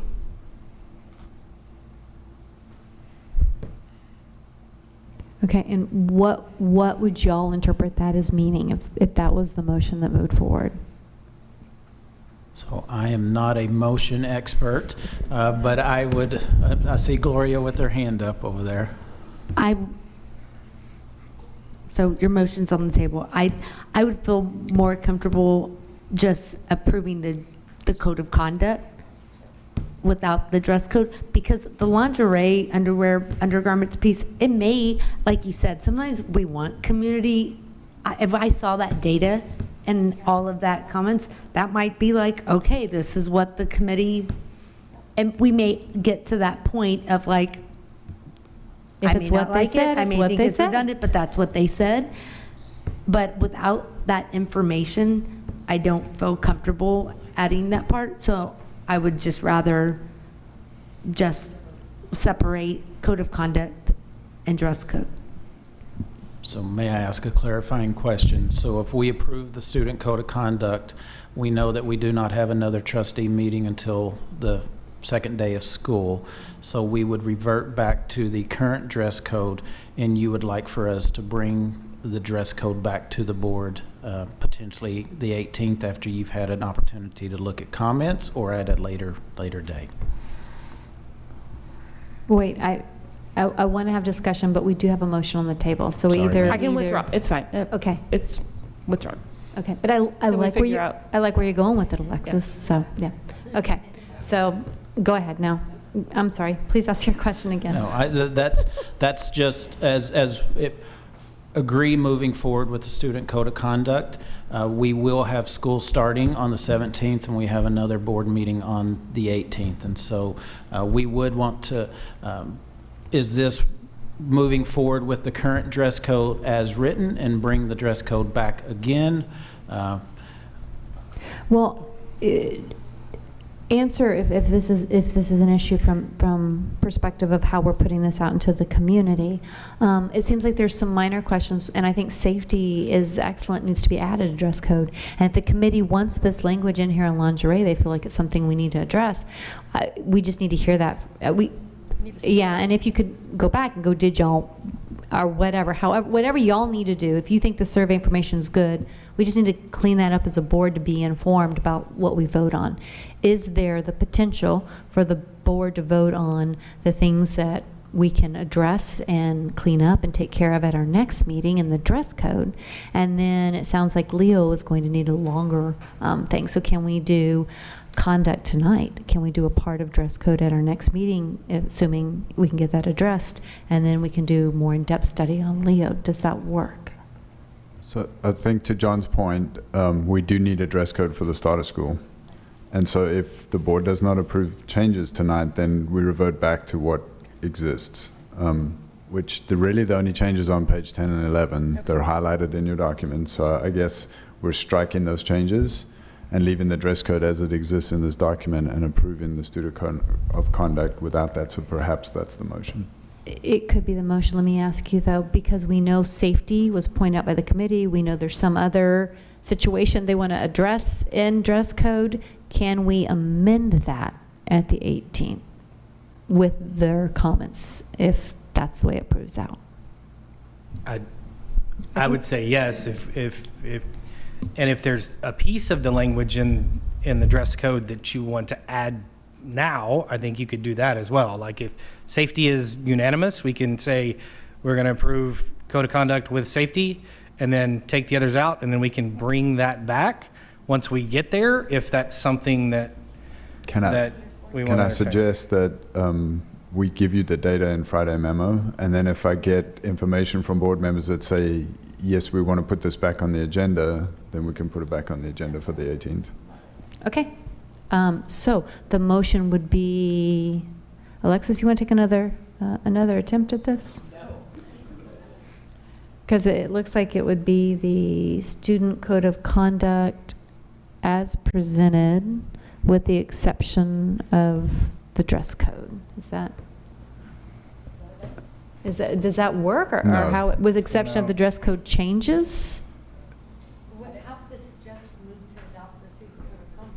Because isn't the dress code a separate? No, it's all included. inside there. That's In fine. our district, the dress code is a part of our student code of conduct. So if we can, go to page 10. The first change is the word safety. It appears like the board is comfortable with leaving that change in Yep. the dress code. Yes, sir. So that motion will say that we'll adopt the student code of conduct with the dress code, leaving the word safety on page 10 as a change. Alexis is writing down, so that's great. All right. There's three extra words at the bottom of page 10 that says underwear or lingerie, and we're going to strike that for now.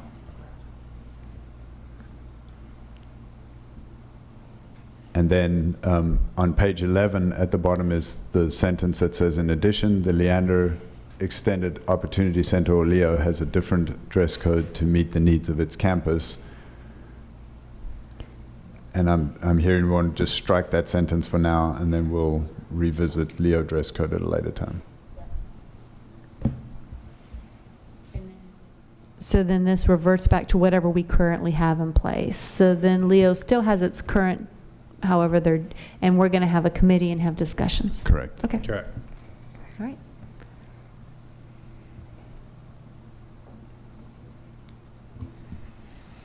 I move the board adopt the 2022-2023 Student Code of Conduct with the amendment to the dress code to include the word safety. I second. Okay. Does that do what we just talked about? Are we all clear? Good? Okay. Yes. Looking back there. Okay. All right. Moves it on. All right. Any other discussion? All those in favor, please raise your hand. 5 ayes. No nays, 2 not here, so motion carries. Thank y'all so Thank much y'all. for the work. I know there's a Sorry. lot of work in this, but we'll keep going. Continuous Yes, ma'am. improvement. All right. Without further ado, for governance, we have David Kumpel will be coming here for a board. Now wait a second before I have him come up. I'm seeing break request. Are you okay? All right. I know he's our guest speaker, but we're gonna have you wait just about. We want to do 5 minutes, 10 minutes. We're gonna do a 10-minute break and then we'll come back.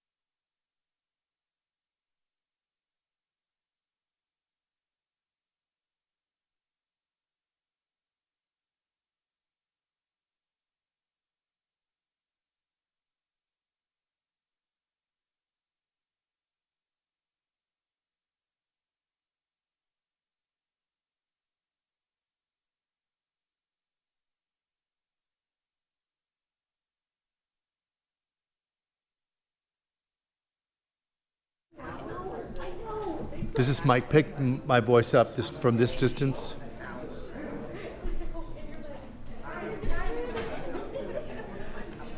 Yeah, I think that'll be fine. Okay.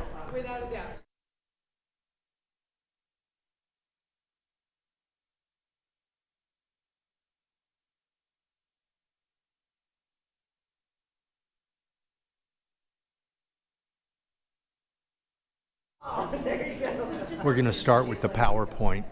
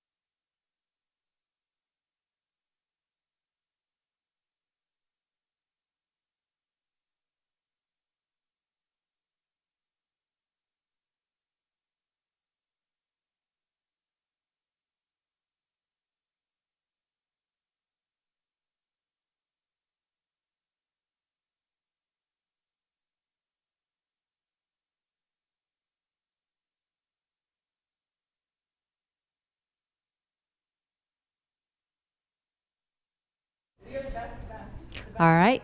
It is 8:10. We are back, and we will go to our next item on our agenda, our board assessment. Good evening. My name is David Kompel. I work for the Texas Association of School Boards. Please call me David. Mr. Kompel was my dad.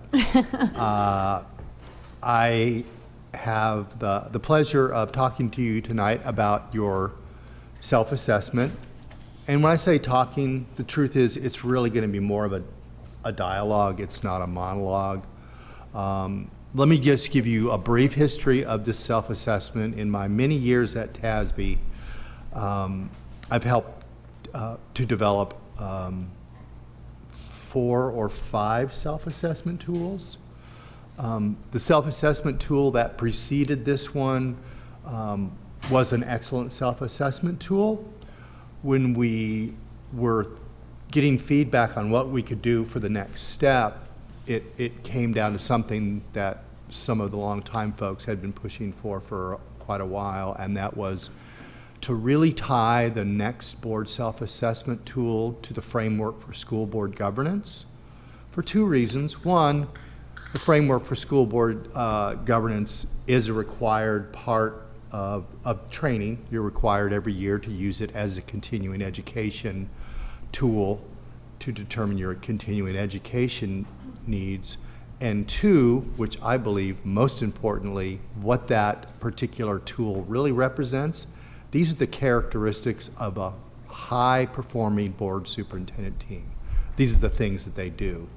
So we got the green light about a year ago to start developing it, and it was tied very closely to that framework. And we believe that by doing the assessment, regardless of what team building session you do, that it will fulfill that requirement. And so that's what we'll do.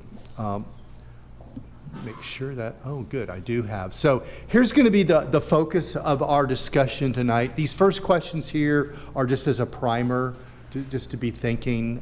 These are similar things that I hope you thought about ahead of time. But we'll talk a little bit about what this governance team is doing well. We'll also talk about what can the governance team do to improve, because that's really the intent of a self-assessment. It's just a snapshot of where you are, but I like to lead discussions about what can we do to be better. And I know continuous improvement is a long-time initiative out here in Leander. I've interacted with your board members and superintendents for many, many years, going back to Tom Glenn when it all started. And then we'll talk about continuing education topics that this team might like to look at both individually and as a team in the next 12 months. So that's kind of going to be our focus tonight. So we're gonna take a look. I am a huge advocate of focusing. I believe it's better to focus on 1 or 2 things and do them well than to try to achieve 15 different things, especially when it comes to a team. So I'm a huge advocate for that. Did everybody get a chance to look at your self-assessment results? And for folks that are in the audience, either on streaming or in the room, you can see these assessment results, which I'm going to show now, in the board agenda. There is as well as the PowerPoint that I'm showing. So you can see those results and to follow along. It'll be easier for you to see them than looking on the screen. So this first page, let me just tell you how this comes up. There are a total amount of points in every area, and what the little bar shows, kind of like your gas gauge. It shows, you know, how close to 100% in that area that you got. And when I look at this, we had a different way of doing it before, and when we had the other assessment, and when I first saw this, I didn't like it as much, but as I've looked at this, it's like, this is actually a quicker snapshot of where you are. So overall, I would say in all the areas, you all are doing pretty darn good. Pretty darn good. You know, there's some areas, just from looking at this, what are the ones that jump out to you? It's like, these might be some areas that we might want to work on. Nothing's really all that, deficient, but it shows you some of those. So what are the ones that jump out to you? Yeah, that teamwork and synergy at the bottom. Yep. Yeah, that's the one that jumps out to me too, and then secondarily, progress and accountability and vision and goals. So let's go ahead and take a look at the individual ones, and we're going to look at these really quick, and then I'm going to come back with some focusing questions. So when you look at the assessment, the nice thing about the assessment tool, I'll point out why we have the color scheme the way it is. It was very intentional. We didn't go with the traditional green, red, yellow, like Americanized stoplight, because of usability issues, accessibility. There's a huge percentage of our population that have different kinds of color blindness. So that's why we use this format, plus it also matches with our organization's color scheme. But that was actually secondary. That was secondary to it. It was, we don't want to use the red, especially red-green, were the problems. So, but you can see when you look at it as a snapshot, and this is as much for the audience as it is for you, you can see at a snapshot what are the things that stand out. So when I look at the assessment tool, I'm looking at, okay, what percentage of the team said strongly agree? And that pops up pretty quickly. And then I look on the other end, okay, what percentage of the team, where am I getting grays? Where am I getting reds? Where am I getting yellows? Especially if it's more than 2. Because, you all know, you understand the concept of outliers. One, it's important to listen to that, but that's not always a representation. The one thing the caveat that I will always make is on the grays. If there's one person on a team that doesn't know, that's an opportunity just for information. And that is really, when I work with a team that has new members, less than a year, it's pretty common to see a lot of grays pop up. So newer teams, you'll see a lot more grays. I always have a pause when there's a red, even if it's a single member of the team, which is what you see here on this page. 13 is one person, with the math that we're doing with 8 folks. So that jumps out to me, and then I just look at the color distribution. So you can see that in the first one.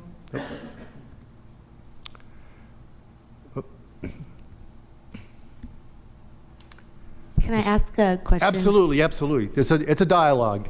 One of the parts that I struggled with was it asked the question, like, does your board strongly agree, strongly disagree? And I was like, strongly agree that we all do that.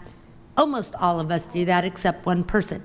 And so I struggled with answering that question, because if I had to say across the board, then it's like, okay, then I guess it's a strongly disagree, because yes, there is one person. So that's where I was like, do I put that I don't agree with that? But there is one. So I didn't know how to scale my response. How to answer absolutes when it's not the case. Yeah. Right. That's where I struggled on some of these, and I'm looking at it now I understand like this, and I'm like, oh, I wonder if that was me, and maybe I should have scaled it this way, because it's not as a whole and not even as a majority, but I can't say that as an absolute. Correct. So maybe I read that. And go ahead. I was going to say, so I like what you said there. So for me, if it was going to be a strongly agree, and I thought about some of the conversations that we've had around a particular subject or whatever the situation was, I would have normally, for most of us, it was a strongly agree, but because it wasn't all of us, then I scaled myself back a little. So instead of going the opposite direction of being an absolute on the other side, I kind of backed off a little. Yep. That makes sense. I didn't Perfect either. sense. So that is a perfect example of many of why when people say, all right, you got the survey results, tell us what you think we should do. And my answer is, I can't do that. The reason why is it's in the dialogue. It's a self-discovery process.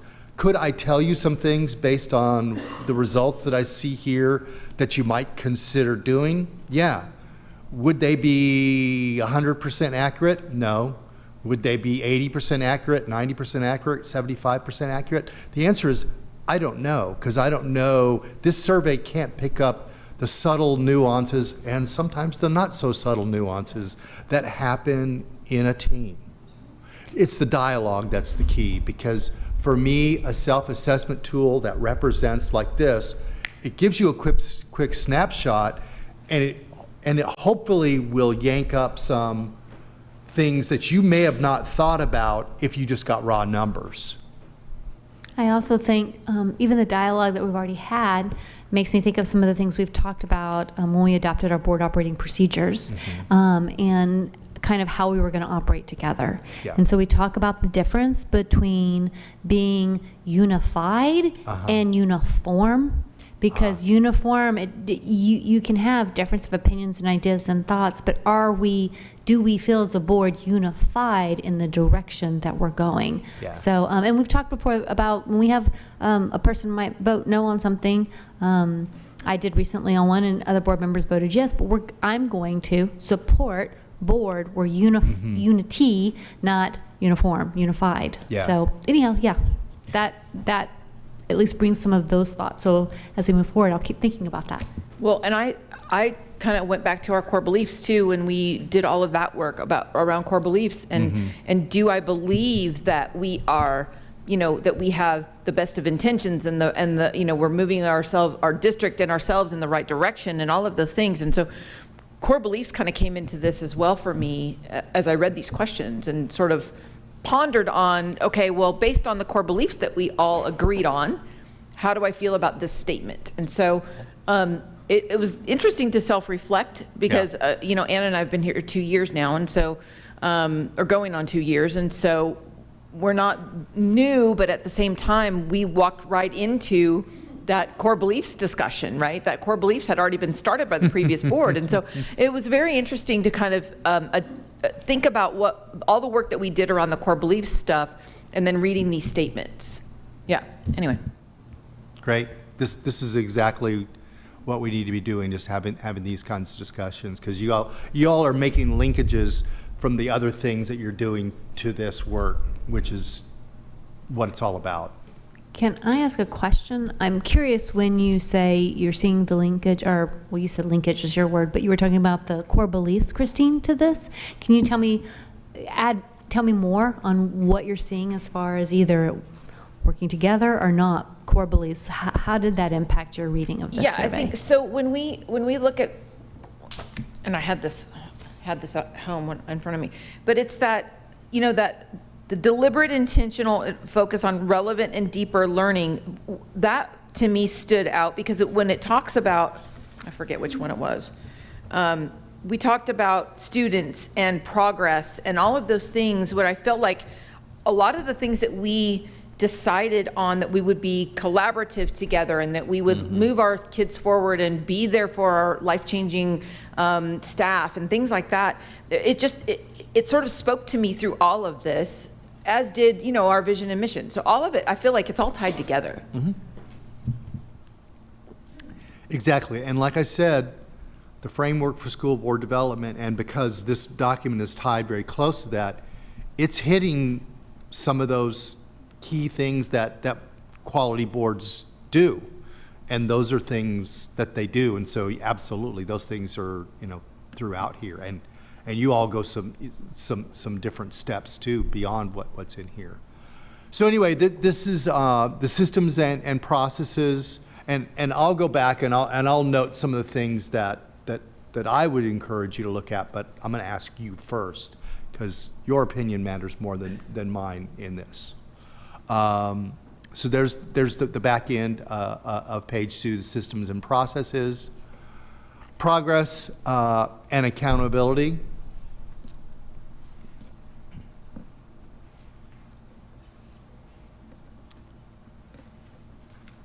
Which really, this area really ties into the continuous improvement work that you all have been doing here for so many years.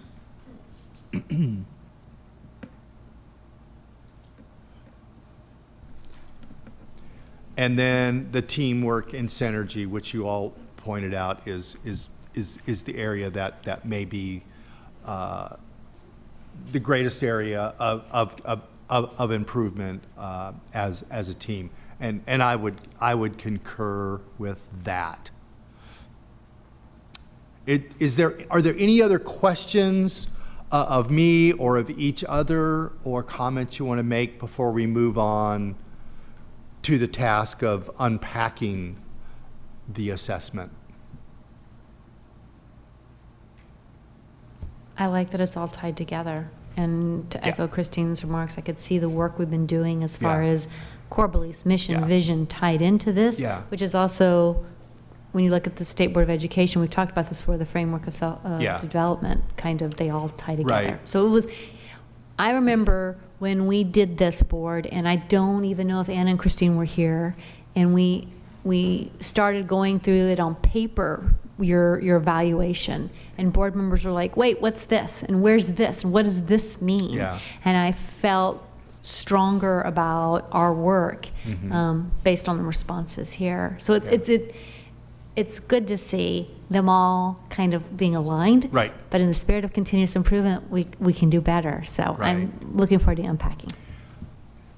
I hope that you all had a chance to look at the framework ahead of time. I'd sent some focusing questions, good, because it'll make this next piece together. And you all noticed it, but I'm just saying this for folks in the audience, either here or streaming, is these 5 categories on this self-assessment, they match exactly the 5 categories, exactly the same order of the framework. One of the things that we did differently is the framework, it aligns with the framework, but it's not an exact replica because we took out some of the duplication. There's a fair amount of duplication in the framework. We made the language more appropriate for this survey, but it kept the essence of what the meaning was.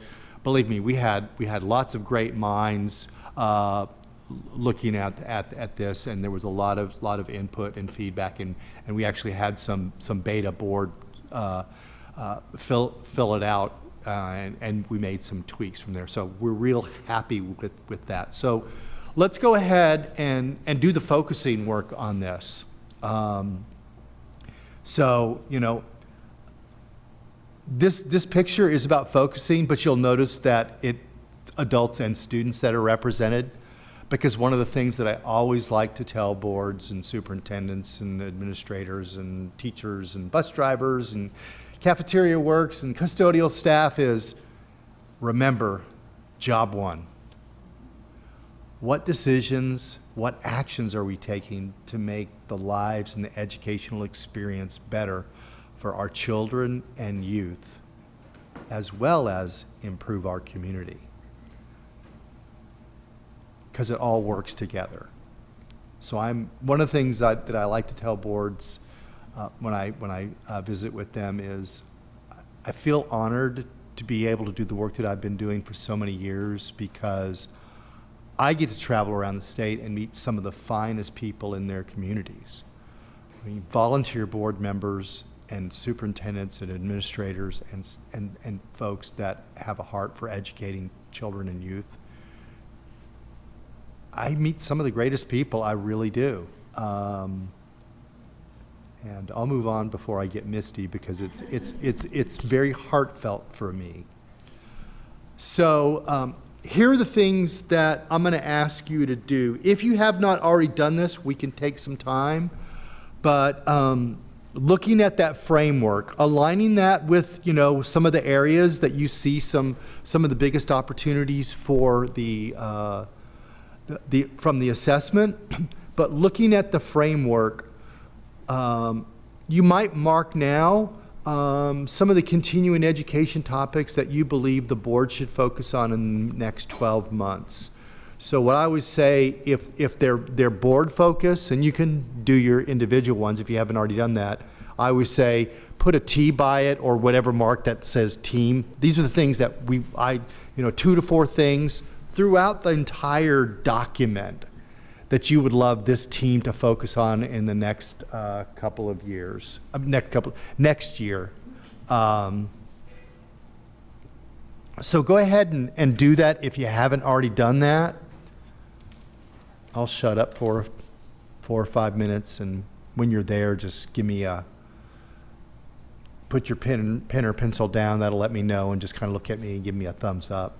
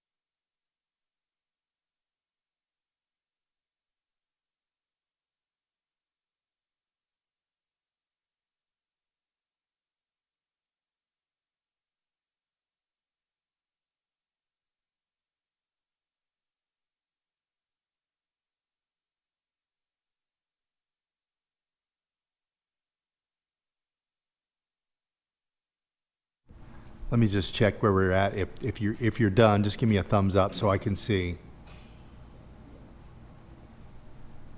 Okay.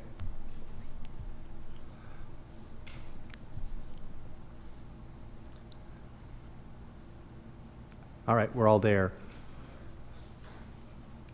Here's the next thing I want you to do.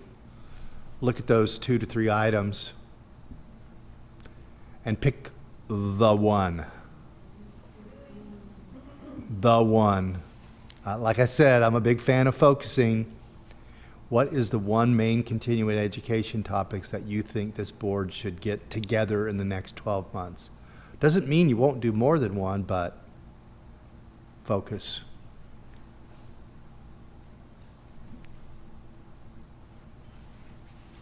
You might want to look at the assessment results. What are the areas that could be an indicator for you, or not?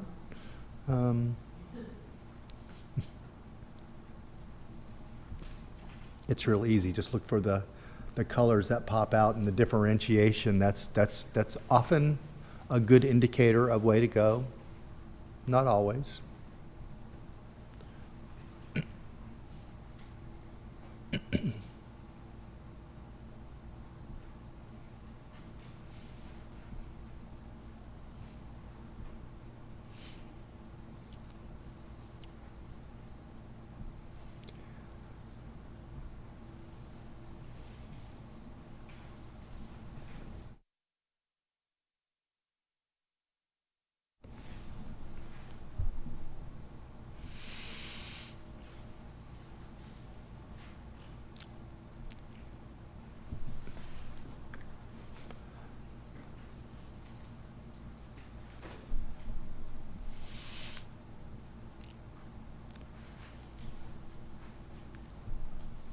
Again, when you've got the one, give me a thumbs up so I know.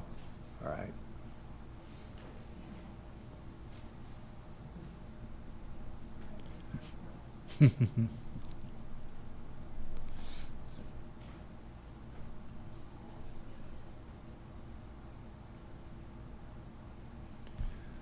I think it just makes it so much easier that they're so closely aligned now to do that.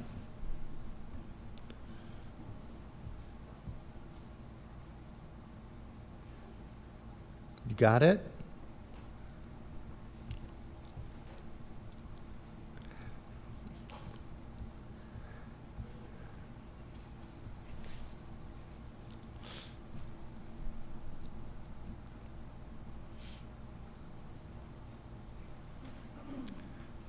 I can tell this is going to be a good discussion.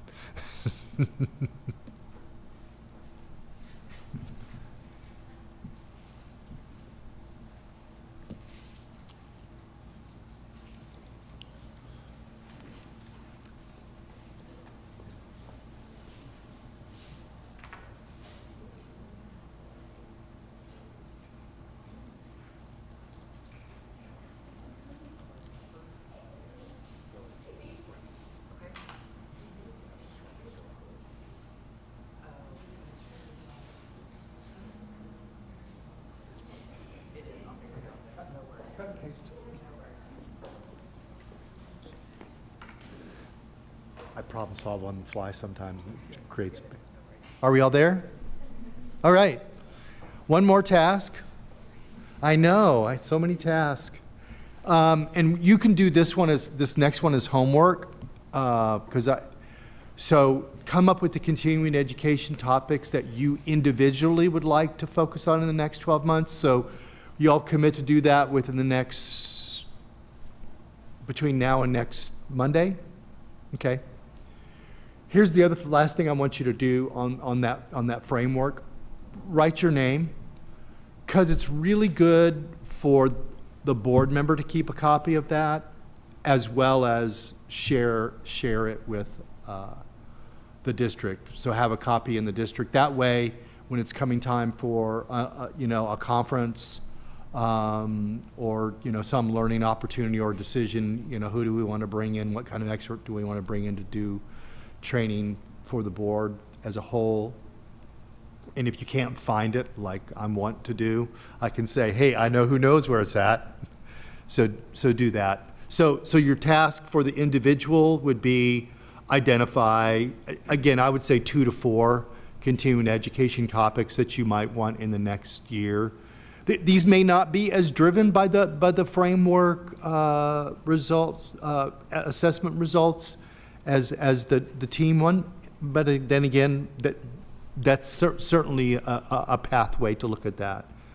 All right, if we could go ahead and flip over to the scribing. Awesome. Look at that, like magic. So we're going to talk about the 2 to 4 continuing education topics that you would like to get in the next 12 months as a team. So here's the way we're going to do it. We're going to start on my right. We're definitely starting on my right now. I don't want to be first. And you're just going to share one of them. Here's the way it's going to go. You're going to go to that framework and say which page, under which category, which page, and then what bullet. We're trying to make Lauren's life a little easier so she can cut and paste them, because those are really long statements. Even if and then we'll go to the next person. If your idea was already taken, jump to another one of yours, and we'll just go down the road, and then we'll come back around.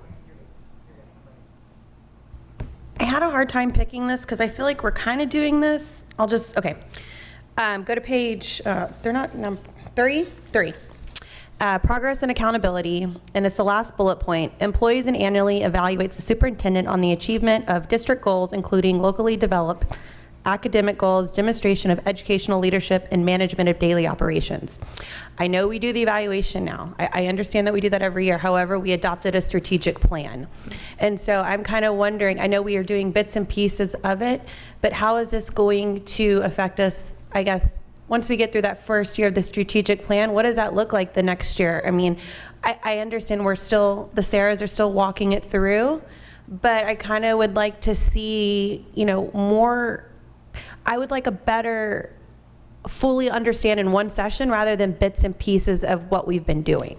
Because I know that, I'm not saying that when they've came to us, to the evaluation and asked for input, I enjoy it, but I don't want us to be doing that every year in little bits and increments, right? So I'm trying to figure out how do we fully comprehend that entire but that evaluation with our strategic plan rolled in. Sorry, Laura Lynn. Thanks, Anna. How many other folks chose that one? Raise your hand if you chose that one. So 2 people total chose that one, Lauren. You might want to put that. Awesome. All right. Are we starting with our big rock or? We're going to do our big rock last. Okay, thank you. That was your big rock? Well, that was one of yours, but we're coming back to him. Okay. So, one of mine is 2 together. So, because they kind of piggyback. Which page, which area? It's page 3, advocacy and engagement. Which bullet?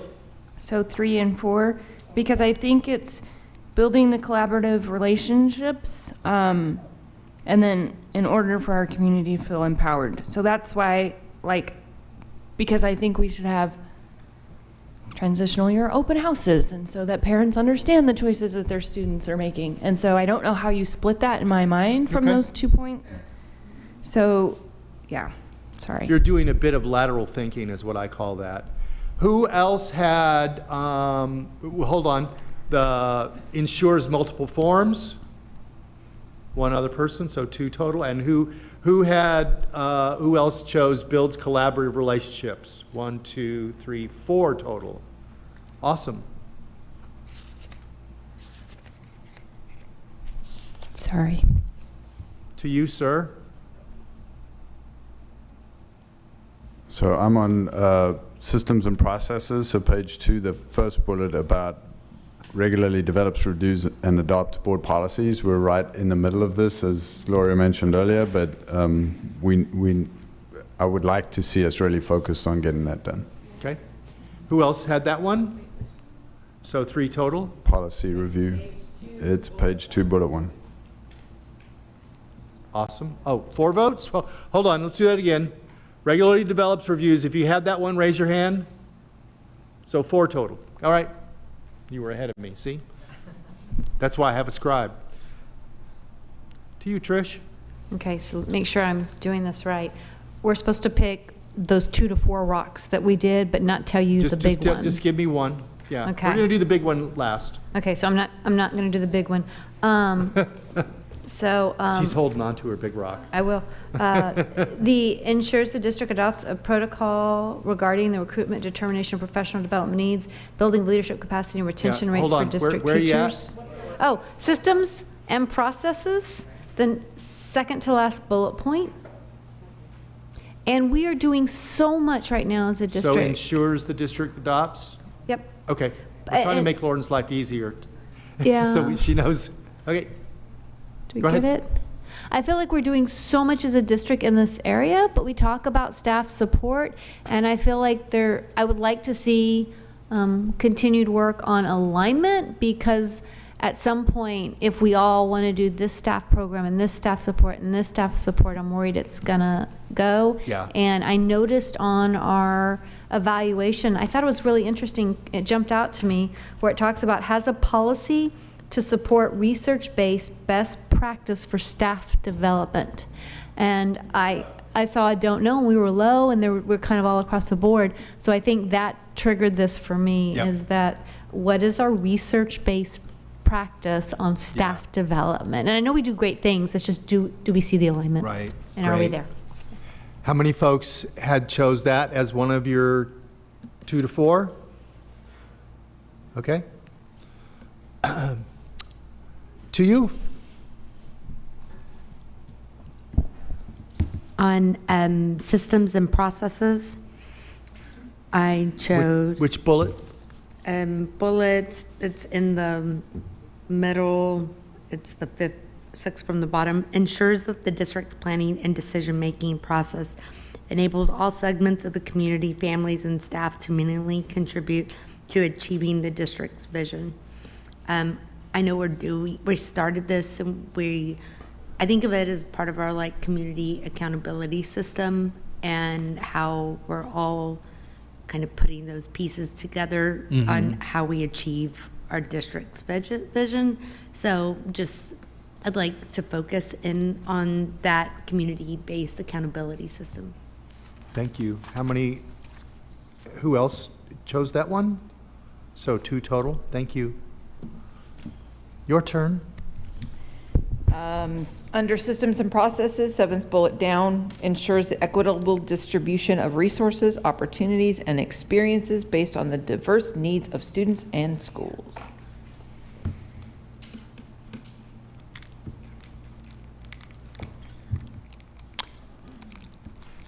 Who else chose that one? Anybody? Okay, 1, 2 total. Oh. Who else chose that one? 3 total. Okay. Excellent. Guess what? We started from there. We ended there. Guess where we go now? We go this way. We go back the other way. So you're up next. Any of the ones that you want to share? Okay. We'll come back to Big Rock. We'll tell Big Rocks later. You can throw it in there. Just don't tell us yet. Got it. Okay. Well, sorry. We already know yours. So, vision and goals, page 1. The 1, 2, 3, 4, 5th one down, embraces, supports, and fulfills the vision that all students receive what they need to learn, thrive, and grow, yada, yada, yada. Seinfeld. Okay. Who else chose that one? Raise your hand. 1, 2, 3. Keep them up. I don't count so fast. 4. These old eyes.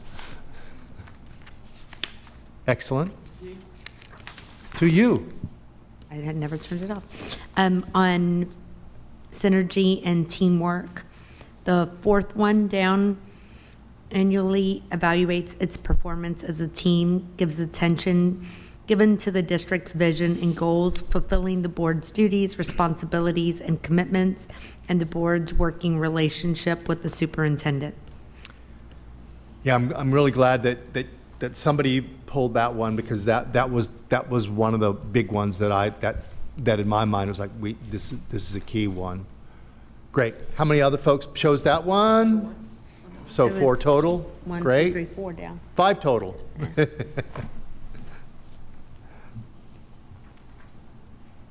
And the nice thing with this assessment is you can track, because you're going to have this year's report, and if you use the same assessment next year, you'll be able to track your growth compared to the same standard. Trish. Yeah, I thought I only did 4. I actually ended up choosing 5, so I'm sorry, y'all. I was trying It's not okay. to, I know y'all, and I was here, I was thinking, how are y'all voting for all of these? We only got to pick 4, and then I did find my 5th one on here. So it was adopt a reasonable number. Where you at? Framework under vision and goals. Okay. And I have some Which one was it? heartburn with the language, but I'll explain it. Vision and goals, the 1, 2, 3, 4th one, bullet point on the first page, adopts a reasonable number of specific, quantifiable, research-based, and time-bound goals that align with state law and are developed with community input and support the vision to improve student outcomes. Did we already do that one? No, okay. I almost did that one, but I had a problem with some of the language there. Yeah. And so I was like, no. So when the State Board of Education was adopting this, myself and other trustees were talking to the state board about some concerns with how that was being written based on some people's intent. You could read it one way. Based on other people's intent, it could be another way.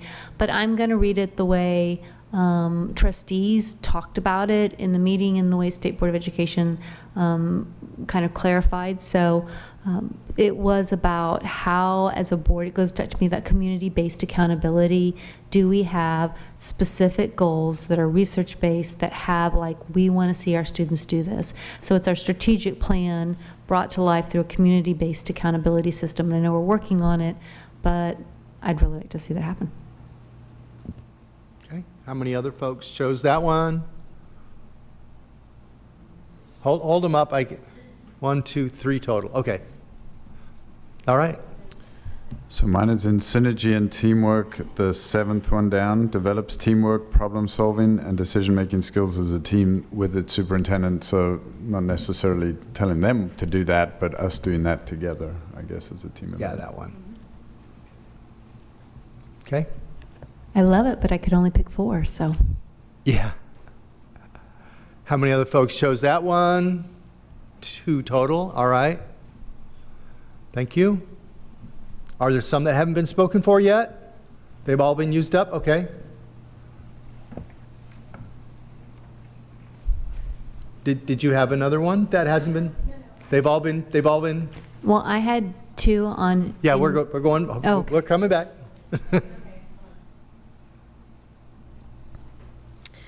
I had on synergy and teamwork, the last bullet point, establishes and follows local policies, procedures, and ethical standards governing the conduct and operations of the board. And where I was going with that was recognizing and respecting our board operating procedures. All righty. Who else picked that one? Okay, 1. Back this way. You said you were done?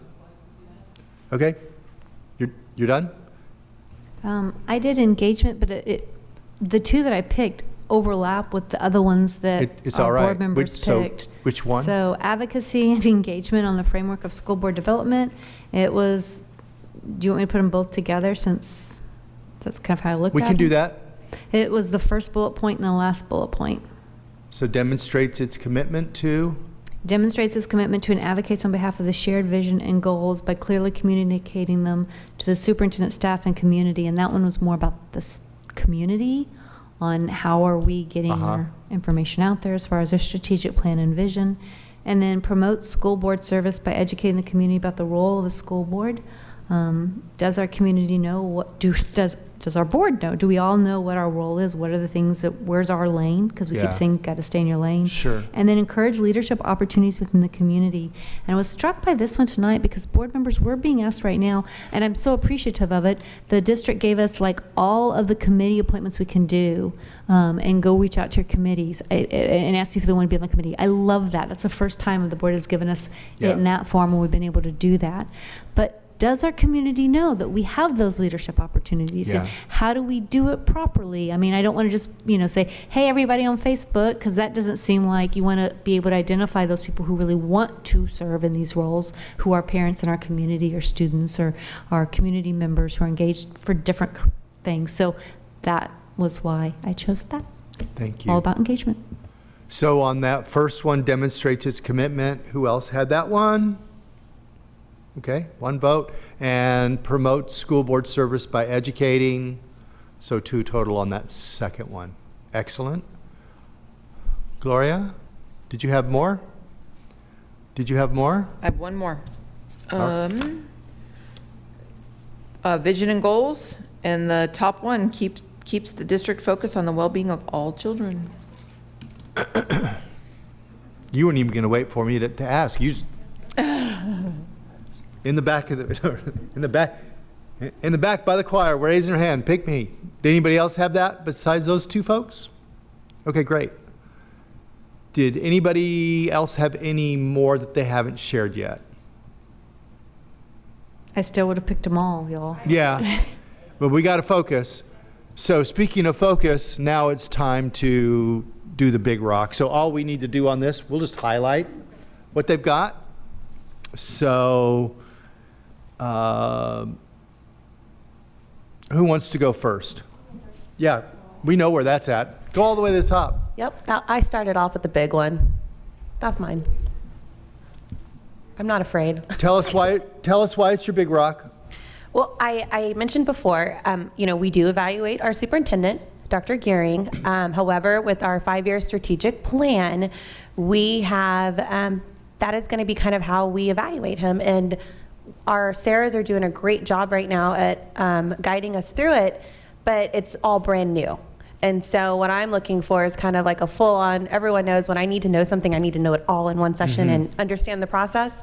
And I think that's kind of what I'm looking for is, right now we're getting it in bits of chunks of it. I want a better understanding it all in one picture so I understand where we're going for. So when we start in our second year, we know as board members we're ready to pick up and we're ready to go. But most importantly for me, it's how are we driving that strategic plan? Mm-hmm. Was that the big rock for anybody else? Okay. Who wants to go next? Share what your number one was. Mine was under synergy and teamwork. And it was the one that starts with annually evaluates its performance as a team. That one? Yep. There it is. Okay. Anybody? Go ahead. Nope. Do you want to share anything? Did anybody else have that one as their big rock? All right. My big rock was ensures the equitable distribution of resources, opportunities, and experiences based on the diverse needs of students and schools, AKA schools of choice. Okay. Had you not shared that one yet? No, she did. I think I did. Okay. Oh, I'm sorry. What number? Yeah. What? I think it was the last one. Well, What section? No, it's under ensures the Systems and equitable? processes. There it is. Yeah, that's Alexis's though. And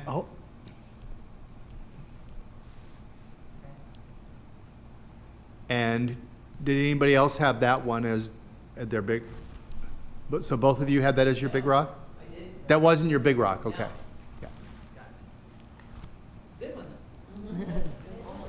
All right, So great. Who else wants to share their number one? I will. Go ahead. My number one is promotes school board service by educating the community about the role of school board and engaging leadership opportunities within the community. And the reason I picked that is because for the next year, we have a very, very important election coming up.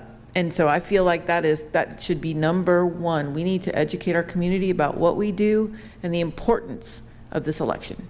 Remind me before my time is up. I don't want to do it now. I can give you some tools on that right now. Fantastic. Okay.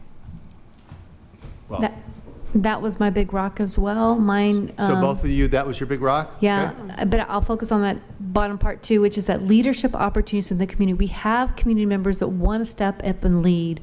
Are we able to be Yeah. able to help make that connection well for our Yeah. community? And do they feel like they got to lead?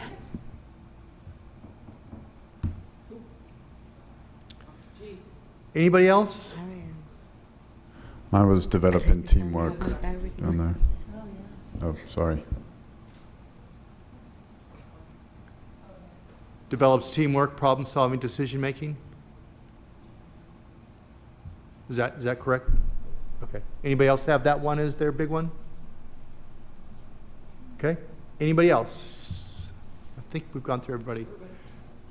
Can you go back and scroll through those? Yeah.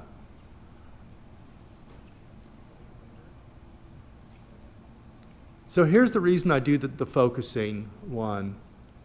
Even though I asked everybody to share their number one, you still have a number of different things. So what I would encourage you to do once you get this list, sit with it, and then maybe as a team, develop an action plan. So when I have longer to work with a team, I actually help you go through and developing the action plan. It was like, setting timelines and who's going to be responsible for it. Get that initial framework with some of the milestones. So that's something that you all might want to do. I know you all know how to do that. That's deep in the continuous improvement at work. But you might want to do that. Any questions about any of these or comments you want to make on any of these? Can we get a copy of this sent to the board in the Friday memo too, so we can sit with it? All right. Yeah.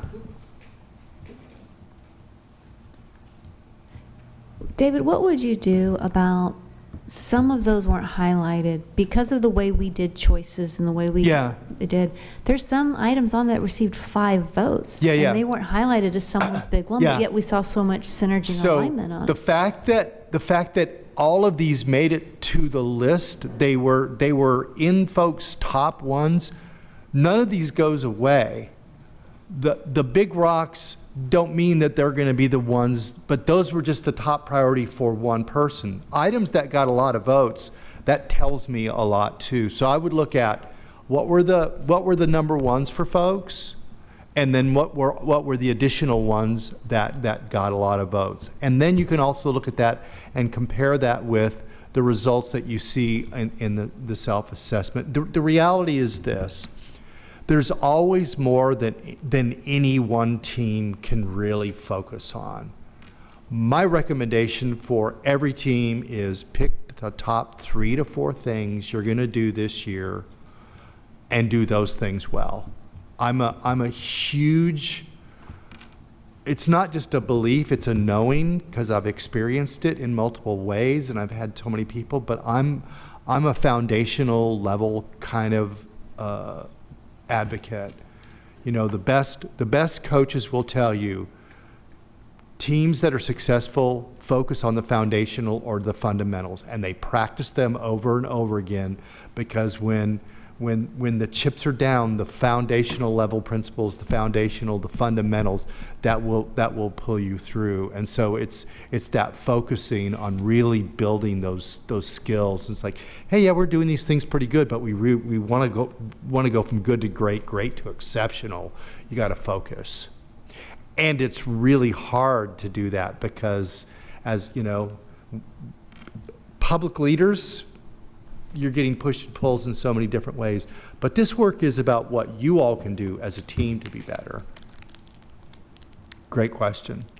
Can we toggle over to my PowerPoint? This might seem a little redundant, and that's fine, but it's a slightly different angle. So I ask you to share with me and with everybody the number one thing from the framework, from the assessment, which is tied to the framework. What I'm going to ask you now, it sounds the same, but it's actually different. So I want you to think about this, and I want you to boil it down into what I call bumper sticker, 12 words or less. So here's the question: what is the one thing that the governance team can do to improve in the next 12 months? Put the framework aside, put the assessment aside, unless you need to look at those. I don't want you reading from those and mocking those back. It's going to be informed by the discussion that we've had in the last 53 minutes. But what is the one big thing that you feel this team, including the 2 that aren't here right now, that we can focus on in the next 12 months? I'm going to give you a couple of minutes to think about that. Boil it down, 12 words or less.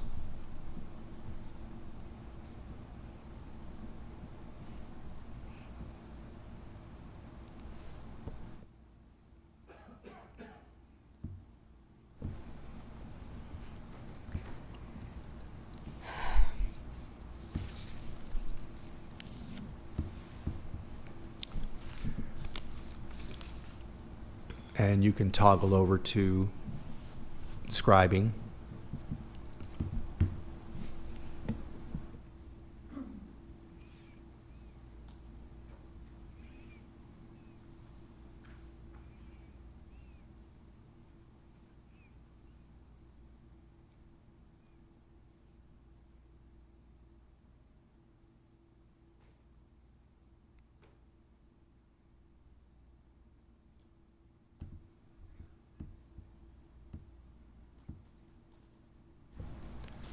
The 12 words or less is hard for some folks. It's a focusing technique.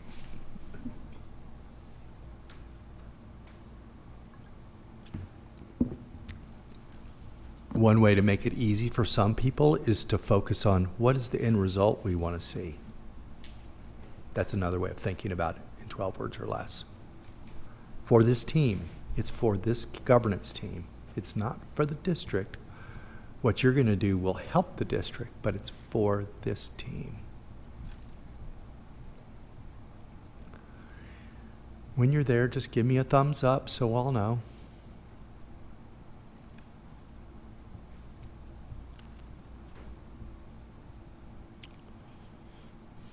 Okay.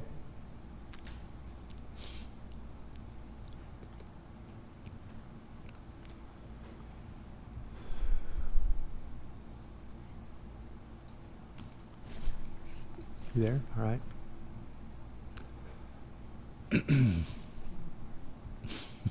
One word over. I figured that's okay.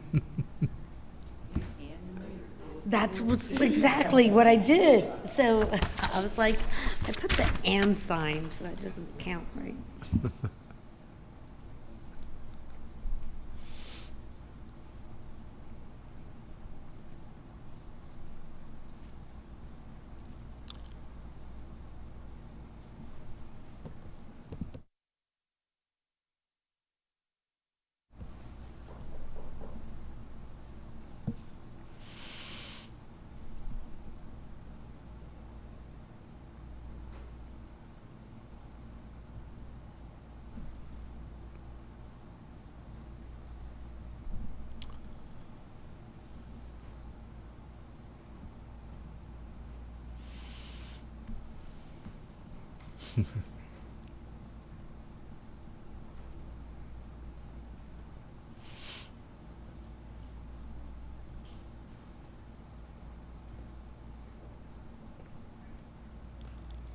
All right, let me see who's there. Give me a thumbs up if you're there, even if you've given them before.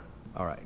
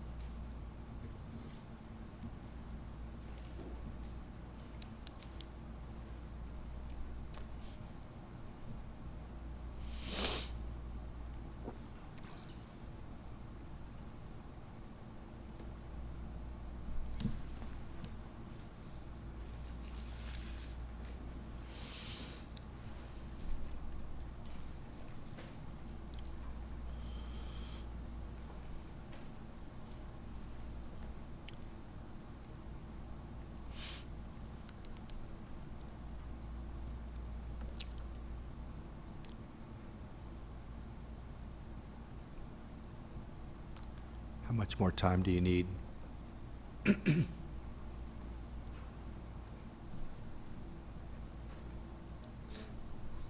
All right, here's the way we're going to do it. The board member with the least amount of tenure first.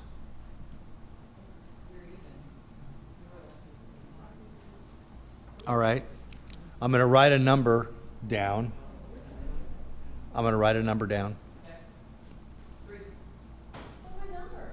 Pick another number.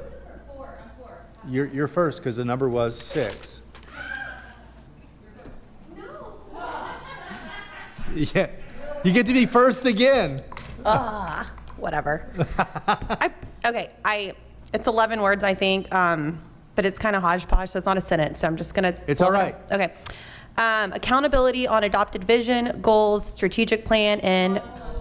Oh, sorry. And board operating procedures. Did she capture it? Oh yeah, she did. Awesome. Thanks, All right. Laurelyn.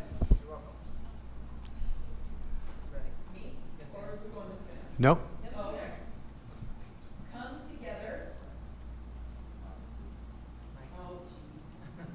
Talker, sorry. Come together to do what is right for kids, teachers, and staff. Nice. Now there's a bumper sticker right there. All right, who's the next least amount of tenure on the board?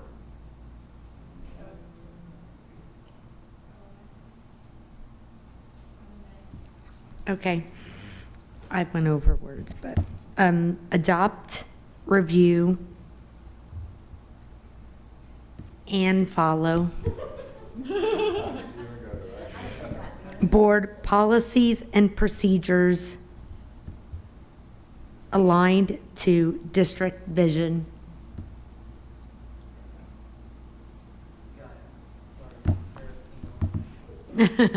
Sarah, we're going to read All your right. email. Be like, this board. You're up.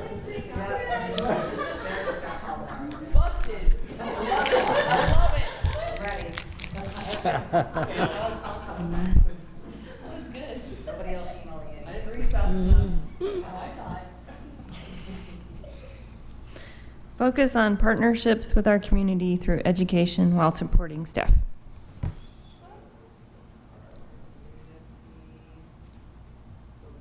Say the last part, please. Through education while supporting staff. Nice. Trish? Nope. Board. I said board. He's going to go last.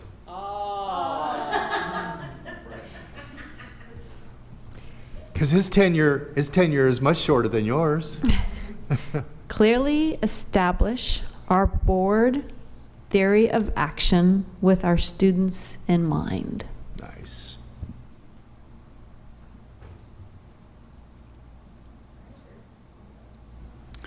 Continue to build trust with our community.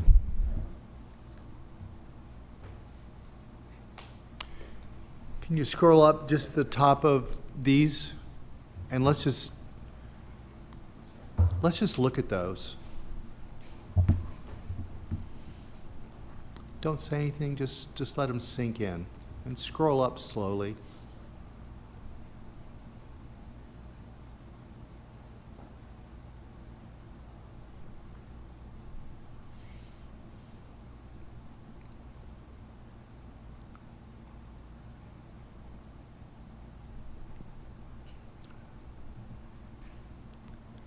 So with the time that we've had tonight, you all have done some pretty profound work, and I would encourage you again to complete your individual continuing education needs.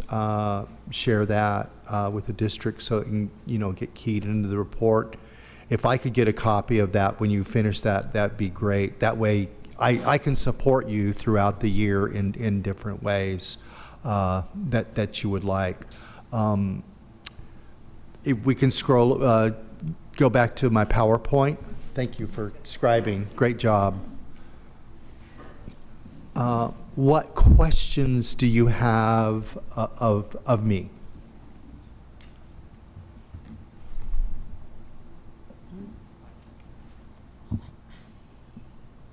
All right. So resources for educating the community. TASB has a wonderful collection of information for candidates and interested community members. We have a candidate resource page, so you can just go to your favorite search engine. I don't like to mention that brand, but just put candidate resources, TASB. You'll go to our candidate resource page. There's a wonderful, about 2.5 minute animated video that summarizes the board's role.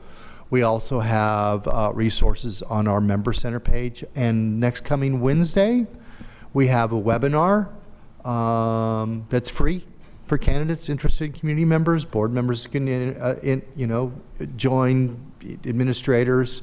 And it'll be presented by 2 experienced board members this time, something we haven't done in a long time. We won't be having a TASB staff member presenting. We have one of your not too far neighbors, Terrence Owens from Hutto, and then Teresa Flores from Ingleside. She has done many of our, sat in the passenger, not in the passenger seat, in the shotgun, as we've done many webinars, and they're both terrific. They give great advice. So that, and then we have other resources. And then the other thing that I would say to consider, you all probably are aware of it, but I know Hearst Euless Bedford ISD is the first district that I knew about it. They may not be the first in the state, but Hutto does it now, and some other districts are doing it now, but they have like leadership academies. In Hutto, they call it Hutto U, but they're actually educating community members and getting them in the pipeline for different leadership positions, including boards. So those are things We that, brought that back online this year, so we're excited about that. so those are two resources, outside. Talk with folks there, because the folks in both of those districts are happy to share everything they've learned and any information they have. Thank you for the opportunity to share with you tonight, and please reach out to me. Trish and Bruce have my cell number. Please feel free to give it to them. If you want to reach me by cell, it's always best to text me first who you are, because I rarely pick up my phone like most of you do if it's not in my contact list, because how many used car warranties can a guy own? Thank you for the honor of allowing me to share with you, and mostly thank you for the service you provide to the children of youth here in Leander. All right, thank you so much, David. Thank you for presenting. It's awesome. Laurelyn, if we could add our two voices for our Sade and Aaron, who weren't here, to the results when we do send them out. And then board members, either by our next meeting, bring the hard copy and you can just hand that to Mitchie, or No, I'm collecting documents for Mitchie, so okay, anything you need to sign or do tonight. Yeah, so if you want to give it to her, to Alexis now, thank you. Or at your next meeting, or you can send it an email with the results. But let's just make sure we get the results to Mitchie in a timely fashion. We have a coffee incident, so okay, Alexis is taking care of it though. All right. All right, we will move on then to our next agenda item, operations. Consider approval of a resolution designating the tax collection officer for truth in taxation.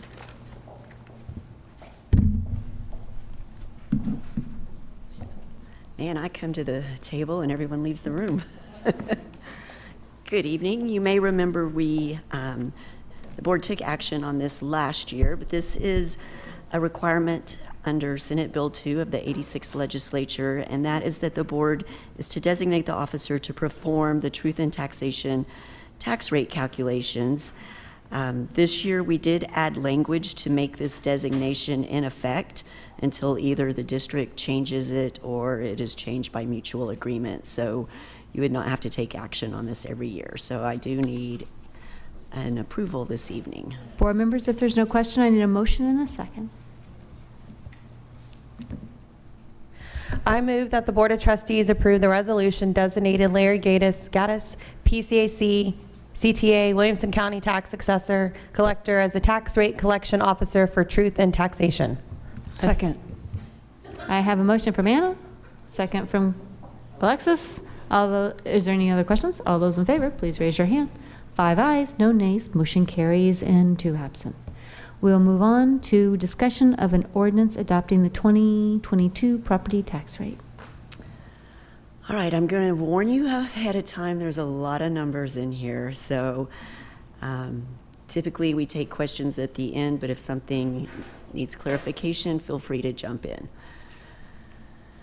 So the first thing to start this evening is to update you on our property values. So as you'll recall, our appraisal districts are required to certify values by July 25th.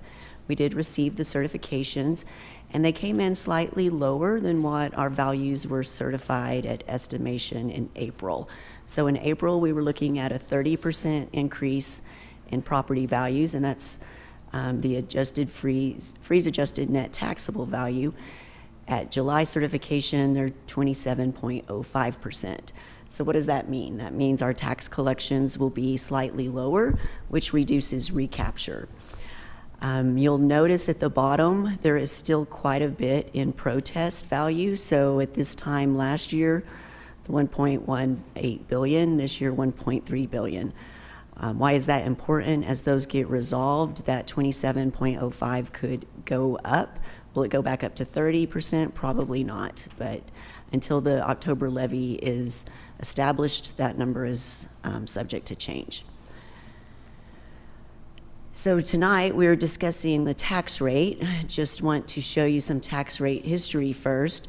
So the proposed tax rate is $1.2746 for 22-23. If that is what is ultimately approved by the board and ratified by the taxpayers or the voters, that would equate to an overall decrease in the school district tax rate of nearly 24 cents since 2017-18. All right, so unless you've been under a rock, you know we've been talking about Vader. And so Vader is a very important consideration to this tax rate discussion. So take a step back. Why are we even talking about Vader? So many months ago when we brought the first original budget projection, that showed a $36 million deficit. We knew that was not going to fly, and so we immediately started looking for ways to cut costs or increase revenues or do both. And so where we landed was about $4 million of expenditure reductions in the budget that was adopted in June, and then looking at a way to enhance revenues through the VATRE. And so what the VATRE does is it funds the teacher raises that were approved earlier in the year. Those raises also included increases for all staff, including custodians, child nutrition, bus drivers. The VATRE helps offset an increase in health benefits, and that would be a cost that would be passed on to employees if we did not put more money into that health plan. The VATRE keeps the instructional programs intact and provides choice for students. It also helps maintain smaller class sizes across the district. And so the funding that is generated through this action is an additional $2.7 million that comes from the golden pennies. And then that's why they're golden, and they're not subject to recapture. And then it also generates additional local funding in the form of tax collections of $29.7 million. The most important thing probably is to point out that, and we're going to talk about this continually, the VATRE results in an overall tax rate reduction of just over 6 cents. So I want to dispel some myths about recapture that are flowing around. The VATRE does not cause recapture. Read that again. Recapture is not because of the VATRE. The 3 golden pennies are not subject to recapture, and they generate additional state aid. So you see most districts, when they go to this kind of election, they go for at least those additional 3 or 4 pennies. The copper pennies that we're asking for, the 6, those are subject to recapture. That's why they're not worth as much as the copper. We don't get additional state aid on those. So the copper do increase the amount of recapture, but they don't cause recapture. So it's very important to note, in 22-23, this current school year, the district is going to pay recapture whether or not the VATRE is successful. In future years, the district will pay recapture unless there is a significant change in the funding laws or a significant influx of students. So recapture is here to stay the way we know it today. I've been asked, well, just lower the tax rate so you don't collect as many taxes and you don't have to pay those back. Well, the state knows that someone might try to do that, and so that is not a provision that we can take advantage of. And interestingly enough, if you do that and you're not taxing at your state-approved MCR, that maximum compressed rate, then you actually experience a loss in funding and more recapture. So that's not a viable option. And then, as we'll talk about later this evening, in order for us to comply with the state law and pay recapture, we do have to have a successful attendance credit election. So looking at some numbers, you can see here, the first column is what our certified values were for 2021. We did not pay recapture in 21-22, so we did not pay recapture. The district hasn't paid recapture for many years. I believe 14-15 was the last year. And there were a few years in that time frame where Leander paid $200,000 and some change each year, nothing substantial. So what is driving recapture? What is driving recapture is the substantial increases that we're seeing in property values. So you'll notice at 22 certification, just under 30 billion. That has jumped to 38 billion at April preliminary values and now 37.5. So that is what is causing recapture. We are collecting more than our tier 1 entitlement allows us to keep. So if you'll notice at the bottom, if we were not talking about a Vader, if we were not doing anything but the MCR and the 5 pennies that we have now, the recapture would be 23.8 million on our certified values. So if you move over to the right side of the page with the 9 penny Vader under certified values, the recapture is 31.2. So we had been talking about 36 million. That has come down because the values came down. And I would say this is kind of like a fork in the road where the board was talking about budget, right? We either could keep that trend, or we had that option to change that trend, look at what you talked about, those revenues, and address taxpayer relief too, by doing that, by going that direction, that discussion. Now we have part 2 of the discussion coming up. I'm guessing it's in the next slides. Anticipation. Okay, so then what is the impact of the Vader on an average home in Leander ISD? So starting at the top, for 21-22, the average assessed market value of a home was $420,000. You will see, because of the rising values in this area, for 22-23, that average value has jumped up to just under $700,000. That is a substantial increase. There is a provision in the law that protects homeowners and caps the increase to taxable values at 10%. And so that's why the second line you see, the average taxable value went from $369,000 to $423,000. The next line is that MCR. So this is determined by TEA based on our property value growth. Last year we were at 0.8220, so 82 cents. That was the floor last year. This year the floor has moved down slightly to just over 80 cents. That is what we have to tax at, or else we are penalized. Then we have 5 golden pennies that have been in place for the past year. We get to keep those without voter approval. But then anything above those 5 pennies requires voter approval. And so you'll notice in the middle of the page here, the average home value, if we did nothing, if we kept the tax rate the same as we have every year, leaving the INS at 46.5, taxing at the MCR and the 5 pennies, our tax rate would be $1.3196.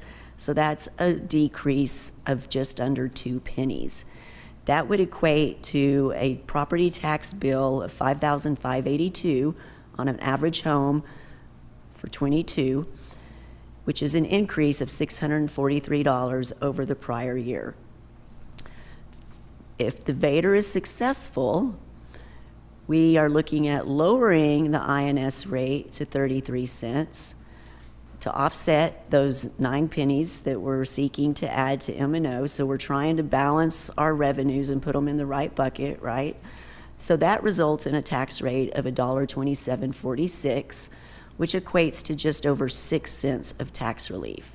So as Trish mentioned, as we're looking for ways to solve our budget, also looking for ways to pass on relief to taxpayers. So that changes the increase from the prior year to $453 versus the $643. And then in the final column, okay, so what happens if the Vader is unsuccessful? The INS rate would stay at that 33 cents that's proposed, but we would not be able to access those additional golden pennies or the copper pennies, so the M&O rate would revert back to the 8046 plus the 5, so the M&O rate would be 8546. That is more taxpayer relief, and so the average homeowner would pay $72 more than they did last year.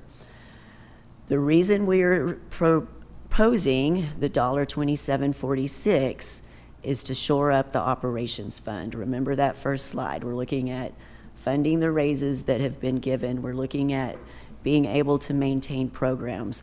So to be able to do that would cost the average taxpayer about $32 a month more than if the VADR fails and that INS rate is lowered. So again, looking at the tax rate history, you can see it's been declining. And so the green line here shows where the tax rate would be at $1.2746, which is 6 cents below where it is today.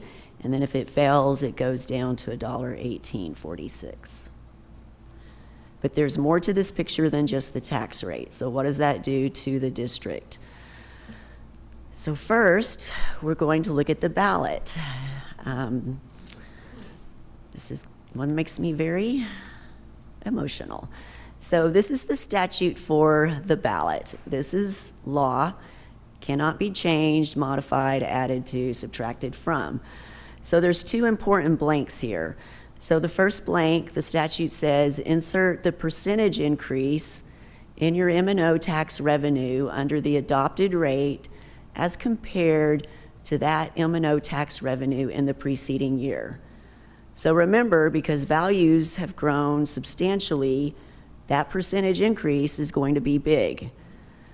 The second blank, insert the dollar amount of that same increase. So what you're going to collect in taxes in the current year compared to the prior year.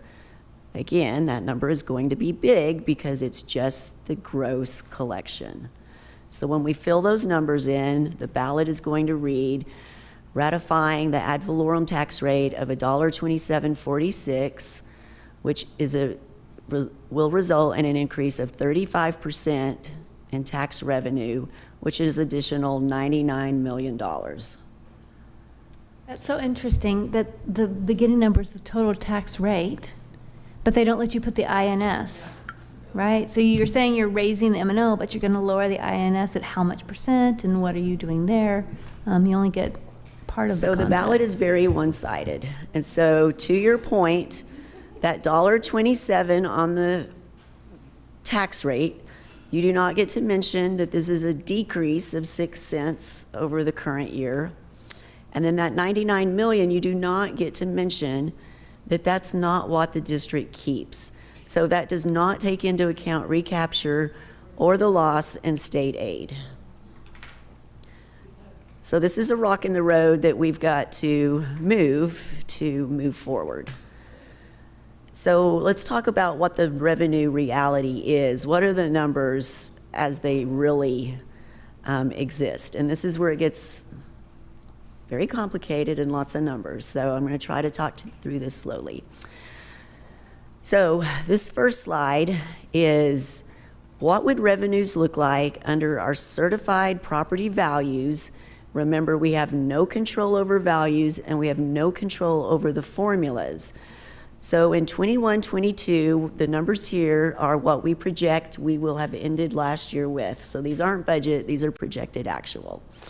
So between current year taxes, prior year or delinquent taxes, and state aid, we generated just over $330 million. Remember, there was no recapture last year. Because of the dramatic increase in property values, the gross tax collections for the current year, you see going up from the prior year. You see taxes from prior years, we're budgeting those a little bit lower. State aid is decreasing by nearly half, so we're losing, or over half, we're losing $26 million in state aid. And then recapture is in here. So this is just at the MCR. This isn't anything to do with VADR. This is where we would be if we were not looking at any additional pennies. So the district would have gained $12 million just through value growth and formulas and tax rate compression. And that would have been at the $31.96. If we take that 342,213 and then compare that to what we would generate through a Vader, the 9 additional pennies, so the 342 in taxes grows to 380, so that's another 37 million. The prior year taxes stay the same. We get a little bit more state aid. Remember, those golden pennies generate state aid, so that additional 2.7. Recapture does increase because our tax collections are higher. So we net from the Vader, we net an additional 32 million over the 12 million on the prior slide. That is not what's on the ballot. Here's the ballot. So the ballot doesn't compare before Vader, it compares prior year. So remember, prior year was 330 million. With the Vader, 374, nearly 375 million. So what we really net, so what the ballot shows is that 99 million gross. It doesn't take into account the state aid or the recapture. So what we really net from these areas is that 12 million from value growth and formulas, 32 million from Vader, so 44.5 million.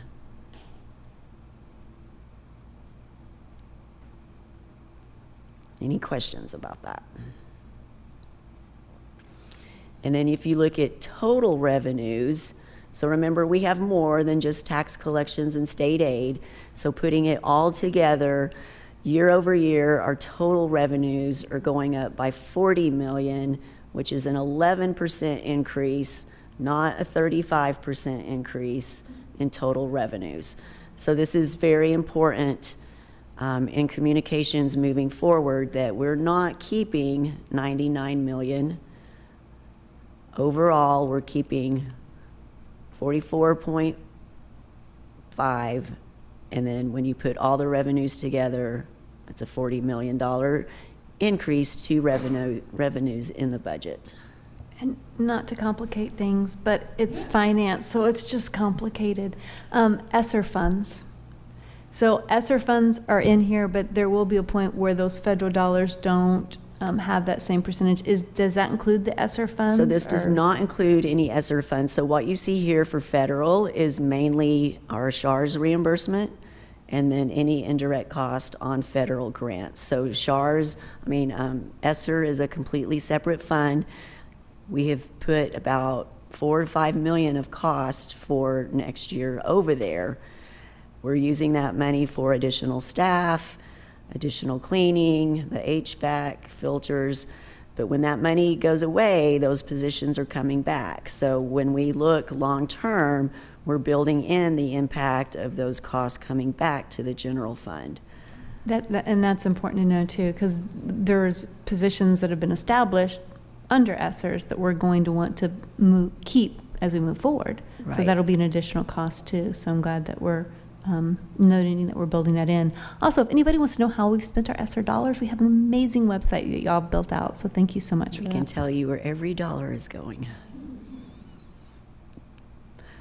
Okay, so the big change in the tax rate is the lowering of the INS. So what happens if the INS is set at 33 cents? So on this chart, the first column is the projected value growth. And so the 27% is what's been certified this year. Then for 2024, we're estimating 15% growth, and then 10% for 3 years, and then 0. We are using 15% because remember, market and taxable value are so far apart. It takes about 5-6 years for those 10% increments to reach market if market doesn't change. So if market comes down, you would still have a few years of those 10% increases. And so 15 should be pretty conservative, building in some for additional properties. If these assumptions and value growth do not come true, then it affects the far column. So the middle column is what our existing debt service payment is each year. So each year we need to generate about $110 million to make sure that we can pay for existing debt. The value projections at 33 cents, you can see in that column what the revenues generated from 33 cents would be. So they more than cover the existing debt payment. So you can see you have excess collections at 33 cents. Those have been used historically to pay down debt early. But we know we're not finished with debt. So we have $167 million on the 2017 authorization that has not been sold, and we have the 21 authorization for technology projects that has not been sold. So if we sell all of our remaining authorization over the next 2 years, and we were looking at a fall sale because we are almost out of cash, you approved the reimbursement resolution in June, but we will need to issue some debt this fall so that we can pay bills. Same value growth projections. Now the debt payment went from about $110 million. You can see $132 million in the first year because there is quite a bit of shorter life assets. The generated revenue is sufficient to cover that. The first year, so 2023, the 81,000 remaining, that is after we've used $15 million to pay off debt early. So that already includes a defeasance. And so we built that defeasance in order to structure future debt. But then after that, you can see you continue to have excess collections. So our existing debt and issuing existing authorization is easily serviced at 33 cents. Then what if we have a bond in the future? So the existing debt, issuing all of the current authorization, and then $1.47 billion in new authorization. And remember, that would not be sold all at once. Those cells would be layered in. So you can see after 2023, the 132, then the debt payment jumps because of the issuances of another $1 billion. The revenues that you generate at 33 cents. So these first 5 years, again, we've built in the excess collections as defeasance, and then your debt schedule looks like a normal one. So you're levying exactly enough to cover debt. You don't have excess, but you've used excess for 5 or 6 years to pay down debt early. And so 33 cents covers your existing debt, covers your existing authorization, and a potential new bond of $1 billion plus. And the 1.47 isn't an exact number. That's just what we have room for. We're not saying that's what we're going Just to to clarify, Yes. so this is a big picture analysis of what it looks like over time. You can see, I mean, we're dropping down all the way to 2033, so that doesn't necessarily mean all of that issued in one bond. That may be multiple different bonds over time. This is just to illustrate the big picture that 33 cents creates the capacity for that much new debt over time. That in no way means that's what you're going to seek or when you're going to seek. That would most likely be 2 bond elections, but that just illustrates capacity. Okay, so then the impact of the VATRE on the district as a whole.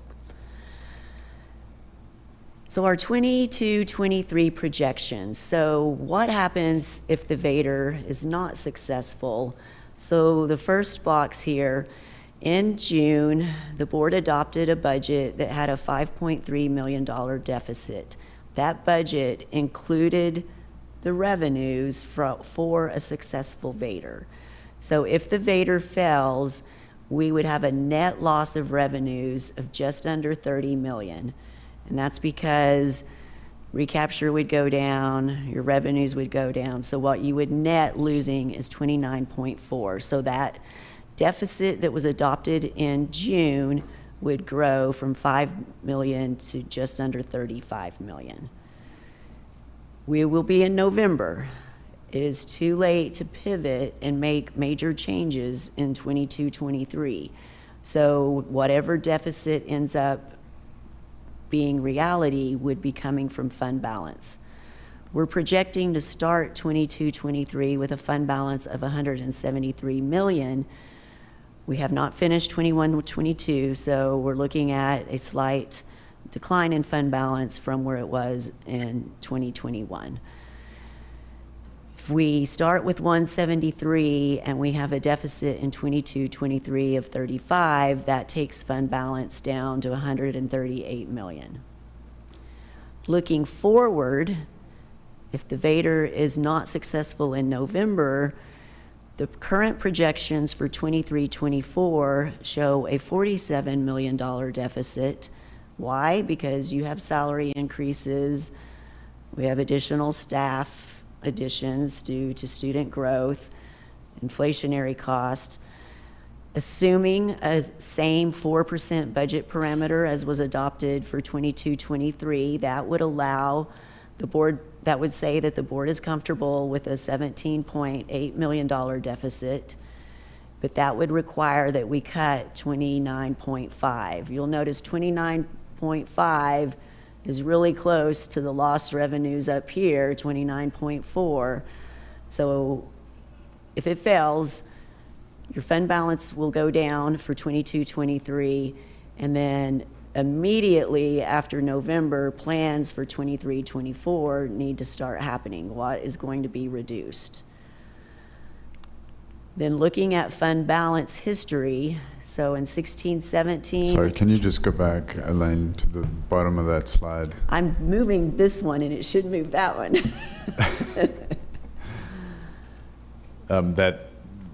You have a notation at the bottom of that second box. I do, but I can't see it because it's black. So. Okay. and what it says is that 29.5 million at an average cost of $64,500 for each teaching position equates to 458 teaching positions in the district. So I just want to point that out. Yes, thank you, because from here you cannot see that, so should have made that font clearer. But that's not the first time you're going to see that number. So, but what I want to point out on fund balance, so you'll see that there was a large increase in fund balance from 19-20. That was the change of the fiscal year. And so we were sitting on the highest fund balance ever at 190 million. There was a slight decrease to 181. So this is where we ended 2021. Projection of 21-22 is 173 million. So if Vader passes, fund balance is steady. If it fails, it drops substantially. But the red line here is board policy that requires 3 months of operating expenditures in fund balance. So you'll see this goes up as expenditures go up. That's why the fund balance requirement increases, but these are getting dangerously close. And board policy says if fund balance declines below this required level, the superintendent shall immediately take steps to correct that. So those are not fun steps. So the Vader keeps fund balance and the district in a much better financial position. Okay, so thank you, Dr. Gearing, for mentioning the 458 FTEs. So it's pretty simple to throw out a number, 453 or 458. But what does that really look like? So if you wanted to cut at administration and administration only, these are our current staffing numbers. So we have 161 administrative professionals, and those are people that are in curriculum, HR, finance, communications, legal, federal programs, special programs. So all of the people that are managing state requirements, operations of the district. Then you have 57 informational technology. This group is running the network, the internet, software support, student information systems, just to mention a few. Administrative professionals, so these are all of our admin assistants and our hourly staff. payroll, HR, budget, accounting, accounts payable, PEEMS, and then the chiefs. So a total of 310 positions. So you could cut all of administration and have nobody left to pay the bills or run payroll or comply with state and federal regulations, and you're still not there. So you know you're going to have to eventually go towards instruction. On the instructional side, 458 teaching FTEs looks like this. So approximately 80 positions at an elementary school, so that would be the equivalent of closing 5.7 elementary campuses. With 120 positions at a middle school, or you could close nearly 4 middle school campuses, or at a high school with 200 positions, just over 2 high school campuses. So 458 teaching FTEs is a lot. Can I remind the board, this is why we started talking about a VADR when we came up to the budget time. This is exactly why, because you did not want to make cuts at the campus level. We made cuts here. These numbers would be higher. I cut 2 positions. Technology cut positions. We cut positions at admin. That's where that 4 million of reductions came from.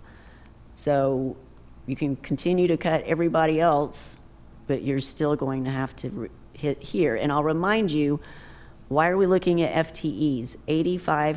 85% of our budget is payroll. You cannot make meaningful changes in non-payroll areas. And so that's why we equate everything to FTEs.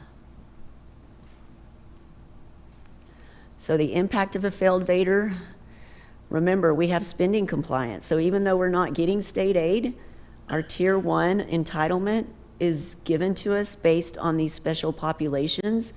We have to spend the money we generate on these student demographics in these areas. So if you start cutting state comp ed positions, which are instructional coaches, support, then you're going to have a spending compliance issue. And then you have the class size requirement at elementary, so you would be looking at increased waivers when you exceed the 22-to-1. So, in summary, Dr. Gearing is going to tell you what all I just said. I'm going to attempt to summarize it in 2 slides. So what I've done is I'm trying to get this in as much as it made sense to me, as simple as I can, in this slide, what all of those numbers are that Elaine has presented to you in all those slides. And then in the last slide, I want to talk a little bit about the implications of each of these columns, because I think it's really important. So the 3 columns that I'm talking about are, if we didn't do a VADR at all, that's that pre-VADR discussion column. If the board sets the tax rate and calls for a VADR and it's successful in November, then we're talking about the middle column. And then if we call for the VADR and it's unsuccessful in November, then we're in that last column.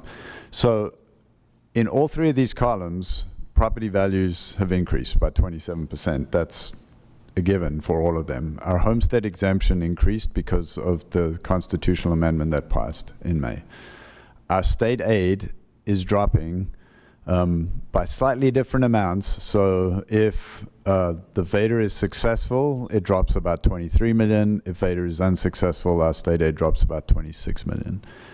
Our recapture payment is going to be slightly higher in that middle column if the VADR is successful. But essentially, we have recapture in all scenarios, right? So it's not different. You'll notice that staff pay is locked in already. We've already locked in a 5% for teachers, a 4% increase for everybody else, and that $15 minimum wage. That's already a done deal. That's no matter what happens. And that cost was about $13.5 million. And so we've put that in there in all 3 columns. If VADR is successful, you've heard Elaine tell us that we have about a $5.4 million deficit. If Vader is unsuccessful, then that jumps to that 34.8 million. The tax rate, if we hadn't done a Vader at all, would have been at $1.3196, which is that 1.74 cent decrease in the tax rate. If Vader is successful, the tax rate overall will drop that 6.24 pennies. And we did point out in full transparency that if the Vader is unsuccessful, the tax rate will drop 15.24 pennies. And we want to make sure that that is clear.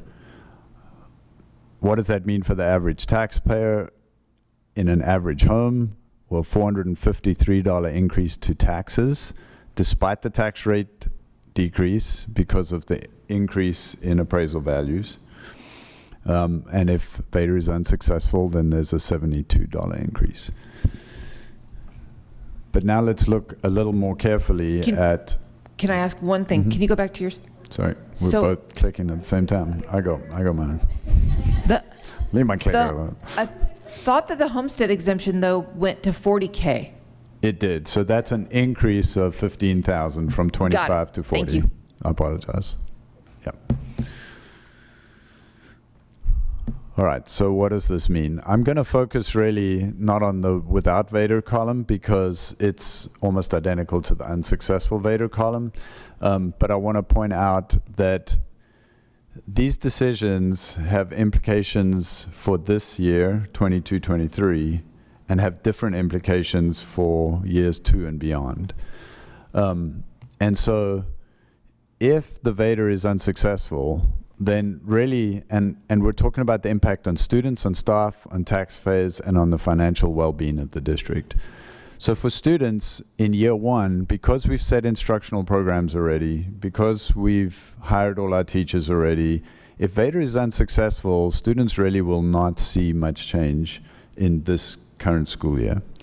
And the same is true for our staff, because we've already given them their raises, we've hired all our staff. They won't really see the impact of an unsuccessful Vader in 22-23. The taxpayers will see that larger decrease in the tax rate, and so they'll see a smaller rise in their payment, but fund balance will take that $35 million hit. So that's really the implication in year 1 in this year. But what happens in 23-24? If the Vader is unsuccessful, then we have to make those reductions of up to $30 million in our budget for 23-24. That means that we can't take away the raises we gave, but we certainly might not be able to give any new raises. And it certainly means that we're cutting staff. You saw what that implication is. And so it is going to affect teachers because, yes, they keep their current raises, but now we have less support because we're having to cut positions in the district, and they will certainly feel that. Our students will certainly feel that in terms of changes to instructional programs, in terms of student choice, in terms of changes in class sizes. And we don't know what's going to happen with tax rates. We don't know what the state is going to do in the legislative session. There are a lot of unknowns, and so we're not going to try to predict what will happen for our taxpayers. What we do know, though, is if this Vader is successful, then again, our students won't necessarily see the change this year. Our teachers won't see the change this year. Our taxpayers will see that just over 6 penny decrease in their tax rate, and our fund balance will remain stable. But in the out years, in year 23, 24 and beyond, we'll be able to continue to operate and expand our programs. We'll be able to look at possible raises in our next budget cycle. And then obviously, again, we still don't know exactly what will happen with tax rates, but our budget will be able to remain within those assumed parameters. And so there are a lot of good reasons for us to, number one, set the tax rate and call for the Vader election in November. And then for the long-term health of the district, we believe that a successful Vader will ensure stability in the district over time. So I think with that, we are ready to take additional questions. Board members, questions? Elaine, could you go back to the second slide, or is it the third one? Was that it was where we talked about the fork in the road as far, no, like way at the beginning when you started? Just because I like those numbers, it made it clear for me in my head. There was a fork in the road where we talked about Vader in a budget. Is that it? Yeah, that one right there. Because to me, that just kind of, the board had a decision of what, because of all the reasons we saw, because of the programs that would be cut, because of the positions, we could either pursue a Vader or take a different road. And so we pursued what a Vader would be. And so pursuing that meant that we talked about giving a tax reduction. But let's be transparent. Now we're moving to the next phase of what's going to happen then in the ballot. What do the next steps look like? So if we go to the, is it the next slide after this one? The one right after this. It's not, okay, this one, yeah. So I think this is important, that when, now that we've moved out of the budget discussions of how a Vader is what we said a Vader would do, now the board has to talk about a Vader in like a tax world. And in a tax world, what's getting ready to happen is, as we vote on a board, we will vote for INS. That does not go out for a vote. The board will have locked in the INS rate at that amount.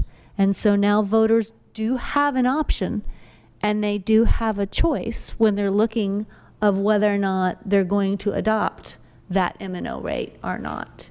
And then that is clear, because it needs to be clear, because those are their two options. They have different results in the bottom line. They also have different results in what happens in our district.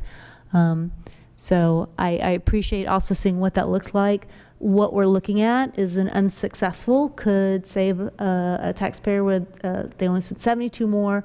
The other one is, well, I guess the monthly difference, I'll do the last one, monthly difference is $32. And so that's the discussion the community is going to have, that $32 a month. That's where it's going to come down to after, if the board does their vote and they choose the 33, then the focus is going to get really clear. We're going to talk about what does it mean when we're doing the M&O, and what does $32 a month mean for the district, I think, too. And so that goes back to your last slide.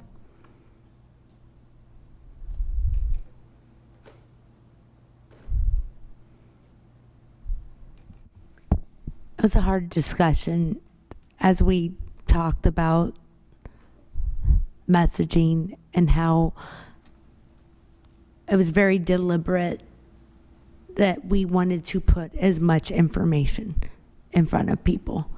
And I know there were some people that were like, well, why are you including that? This is going, like, this is your choice.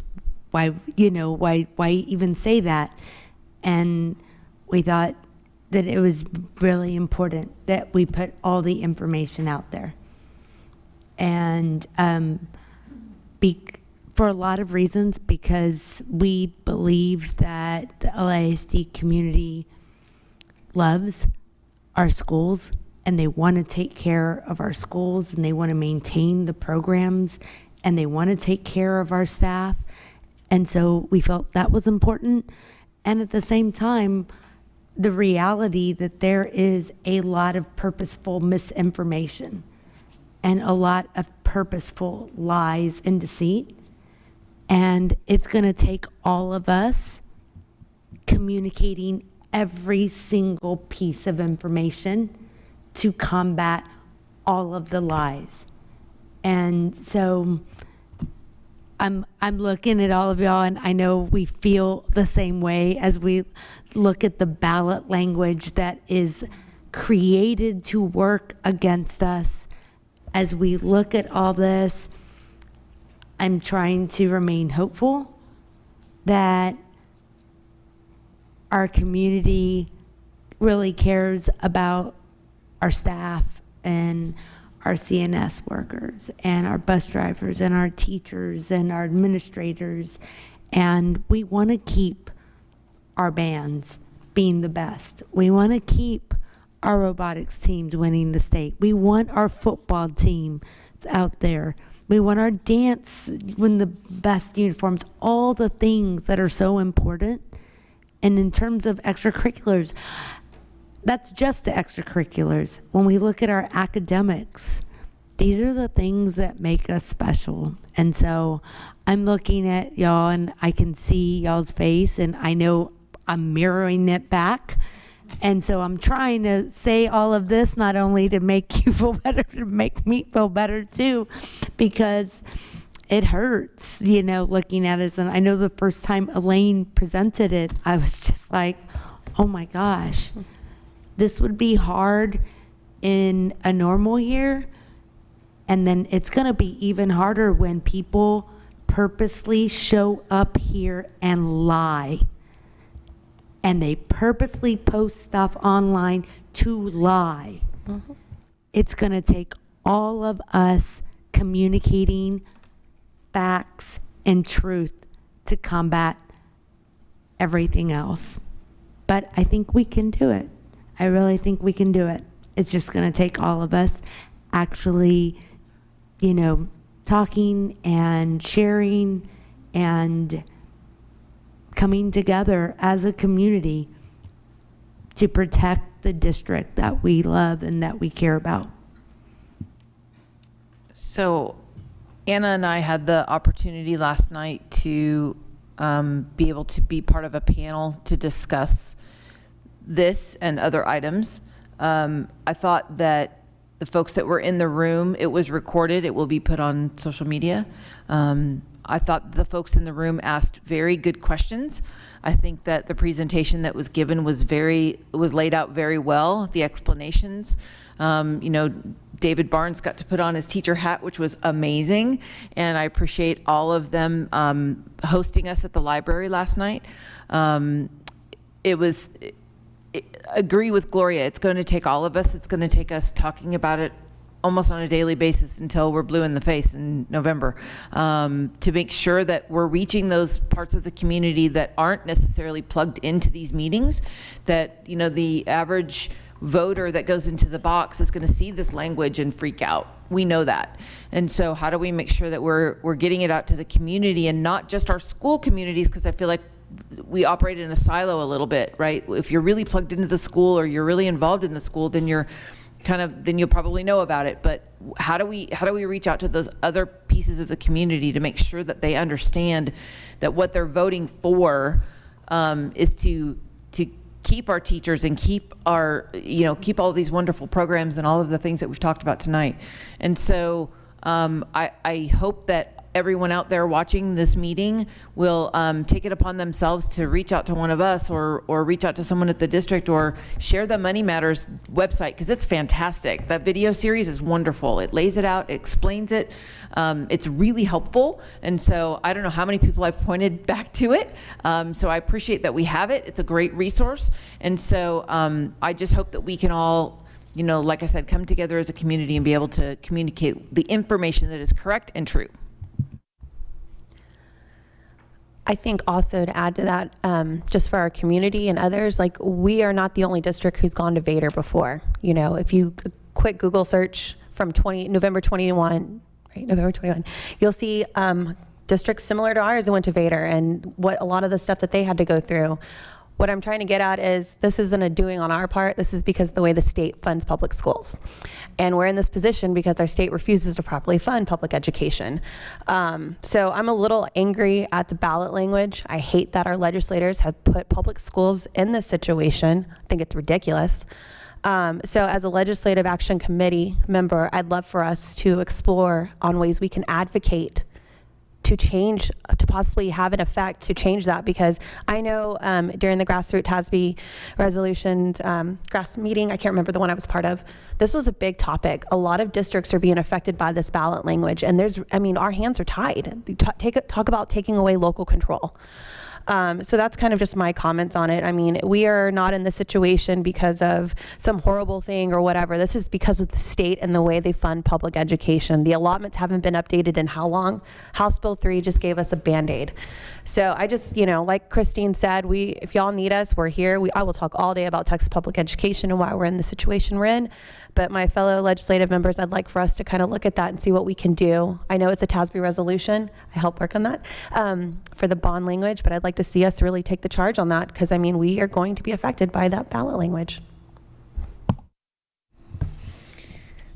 Thank you, Elaine. I want to say I think you've done a great job of really being transparent with our community, and we're presenting all of the numbers and facts and statistics right in the most clear and way that we can. It's a challenging topic, so I really appreciate you in this presentation. I think we've been as transparent as we possibly can see, and I think I've led our board in a lot of tax rate reductions and property tax rates decreases, and this option gives the voters the choice, right? We're letting the voters choose. And so we're basically asking our voters, do you see education as an investment? And this is an education in our students. And so I wrote down some notes earlier about the things that this helps us do with these funds. And so we want to retain teachers and staff. We want to keep class sizes low. We want to keep our neighborhood schools. And we want to keep students' choice in programs. And I think those have been our core values for a really long time. And so now we're asking our community to join us in this journey of, do you value these core beliefs as well? And so the Vader gives the community choice and vote, and that's what we're doing tonight. We're allowing the community to have a voice.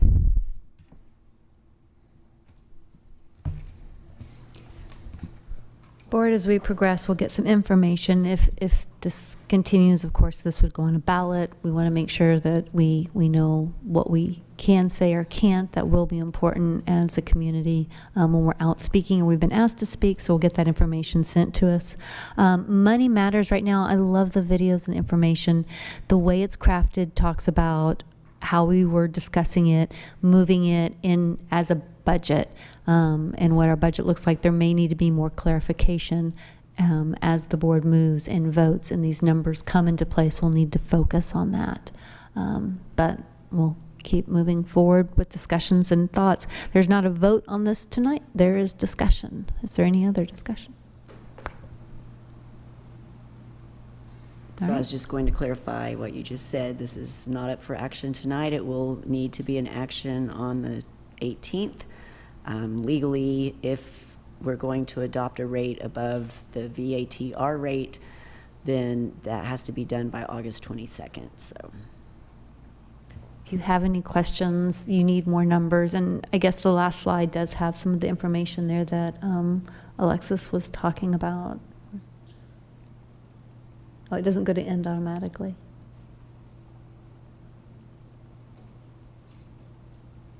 All right, so if we have any questions about these or the things that we've talked about, please reach out to Lane, Dr. Gehring. Make sure you get all your information for what I'm sure will be further discussion at our next board meeting.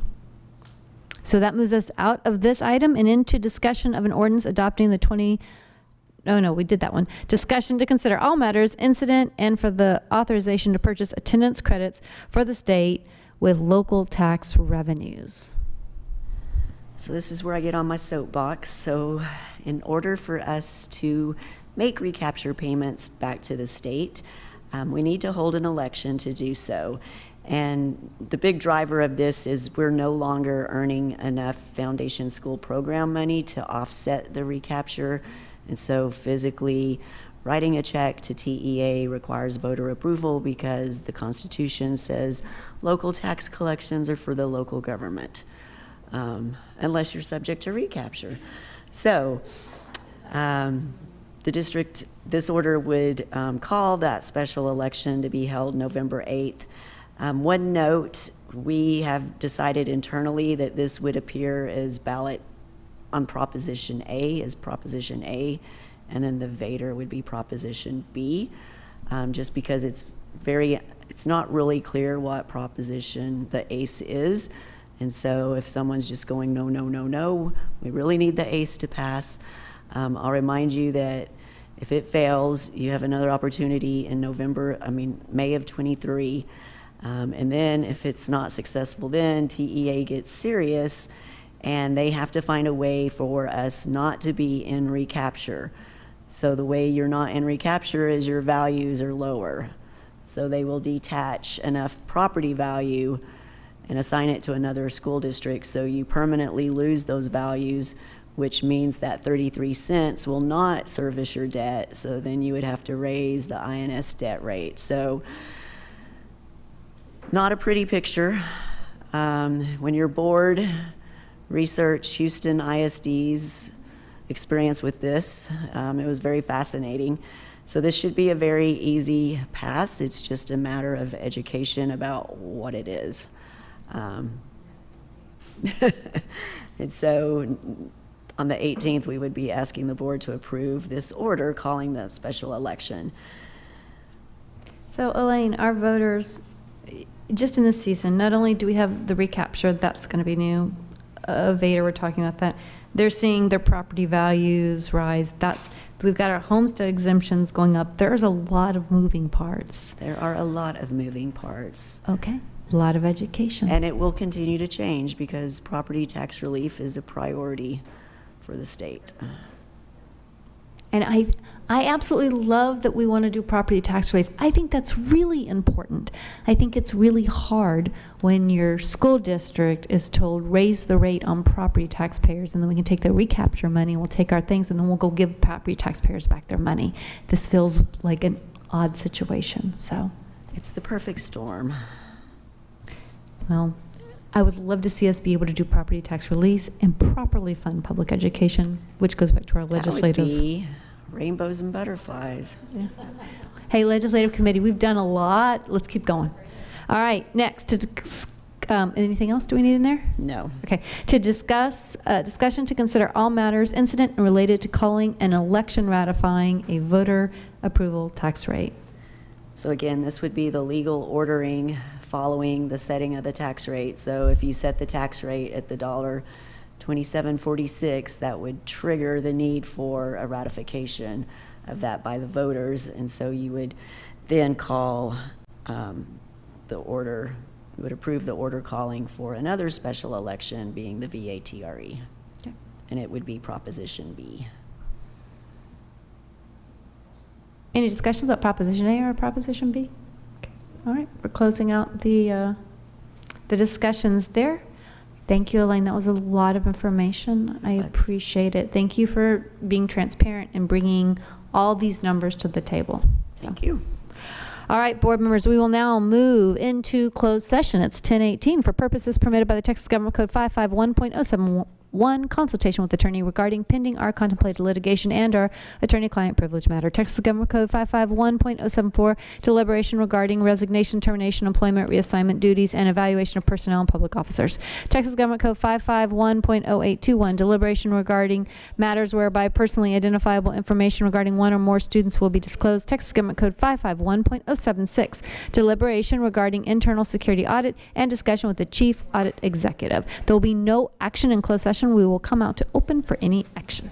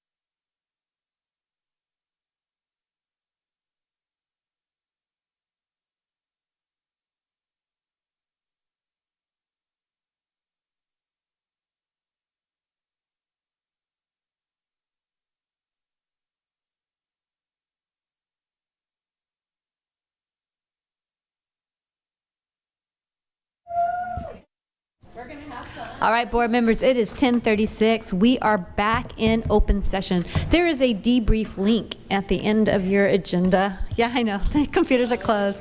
I might pull that up next time. If you have any ideas on what can improve the meeting that happened tonight, put that in debrief.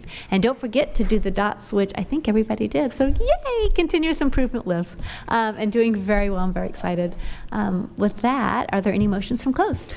I move that the Board of Trustees accept the recommendations for administrator probationary employment contract for personnel additions as presented in accordance with the salary scale policies and contract of Leander Independent School District for the 22-23 school year. Second. I have a motion from Alexis, second from Anna. All those in favor, please raise your hand. 5 ayes, no nays, motion carries. I move that the Board of Trustees accept the recommendations for teacher employment contract for personnel additions as presented in accordance with the salary scale policies and contract of Leander Independent School District for the 22-23 school year. I second. I have a motion from Alexis, second from Anna. All those in favor, please raise your hand. 5 ayes, no nays, motion carries. That's all the motions. There are no other items before us in the agenda. If there's no objections, we will adjourn at 10:37. Thank you.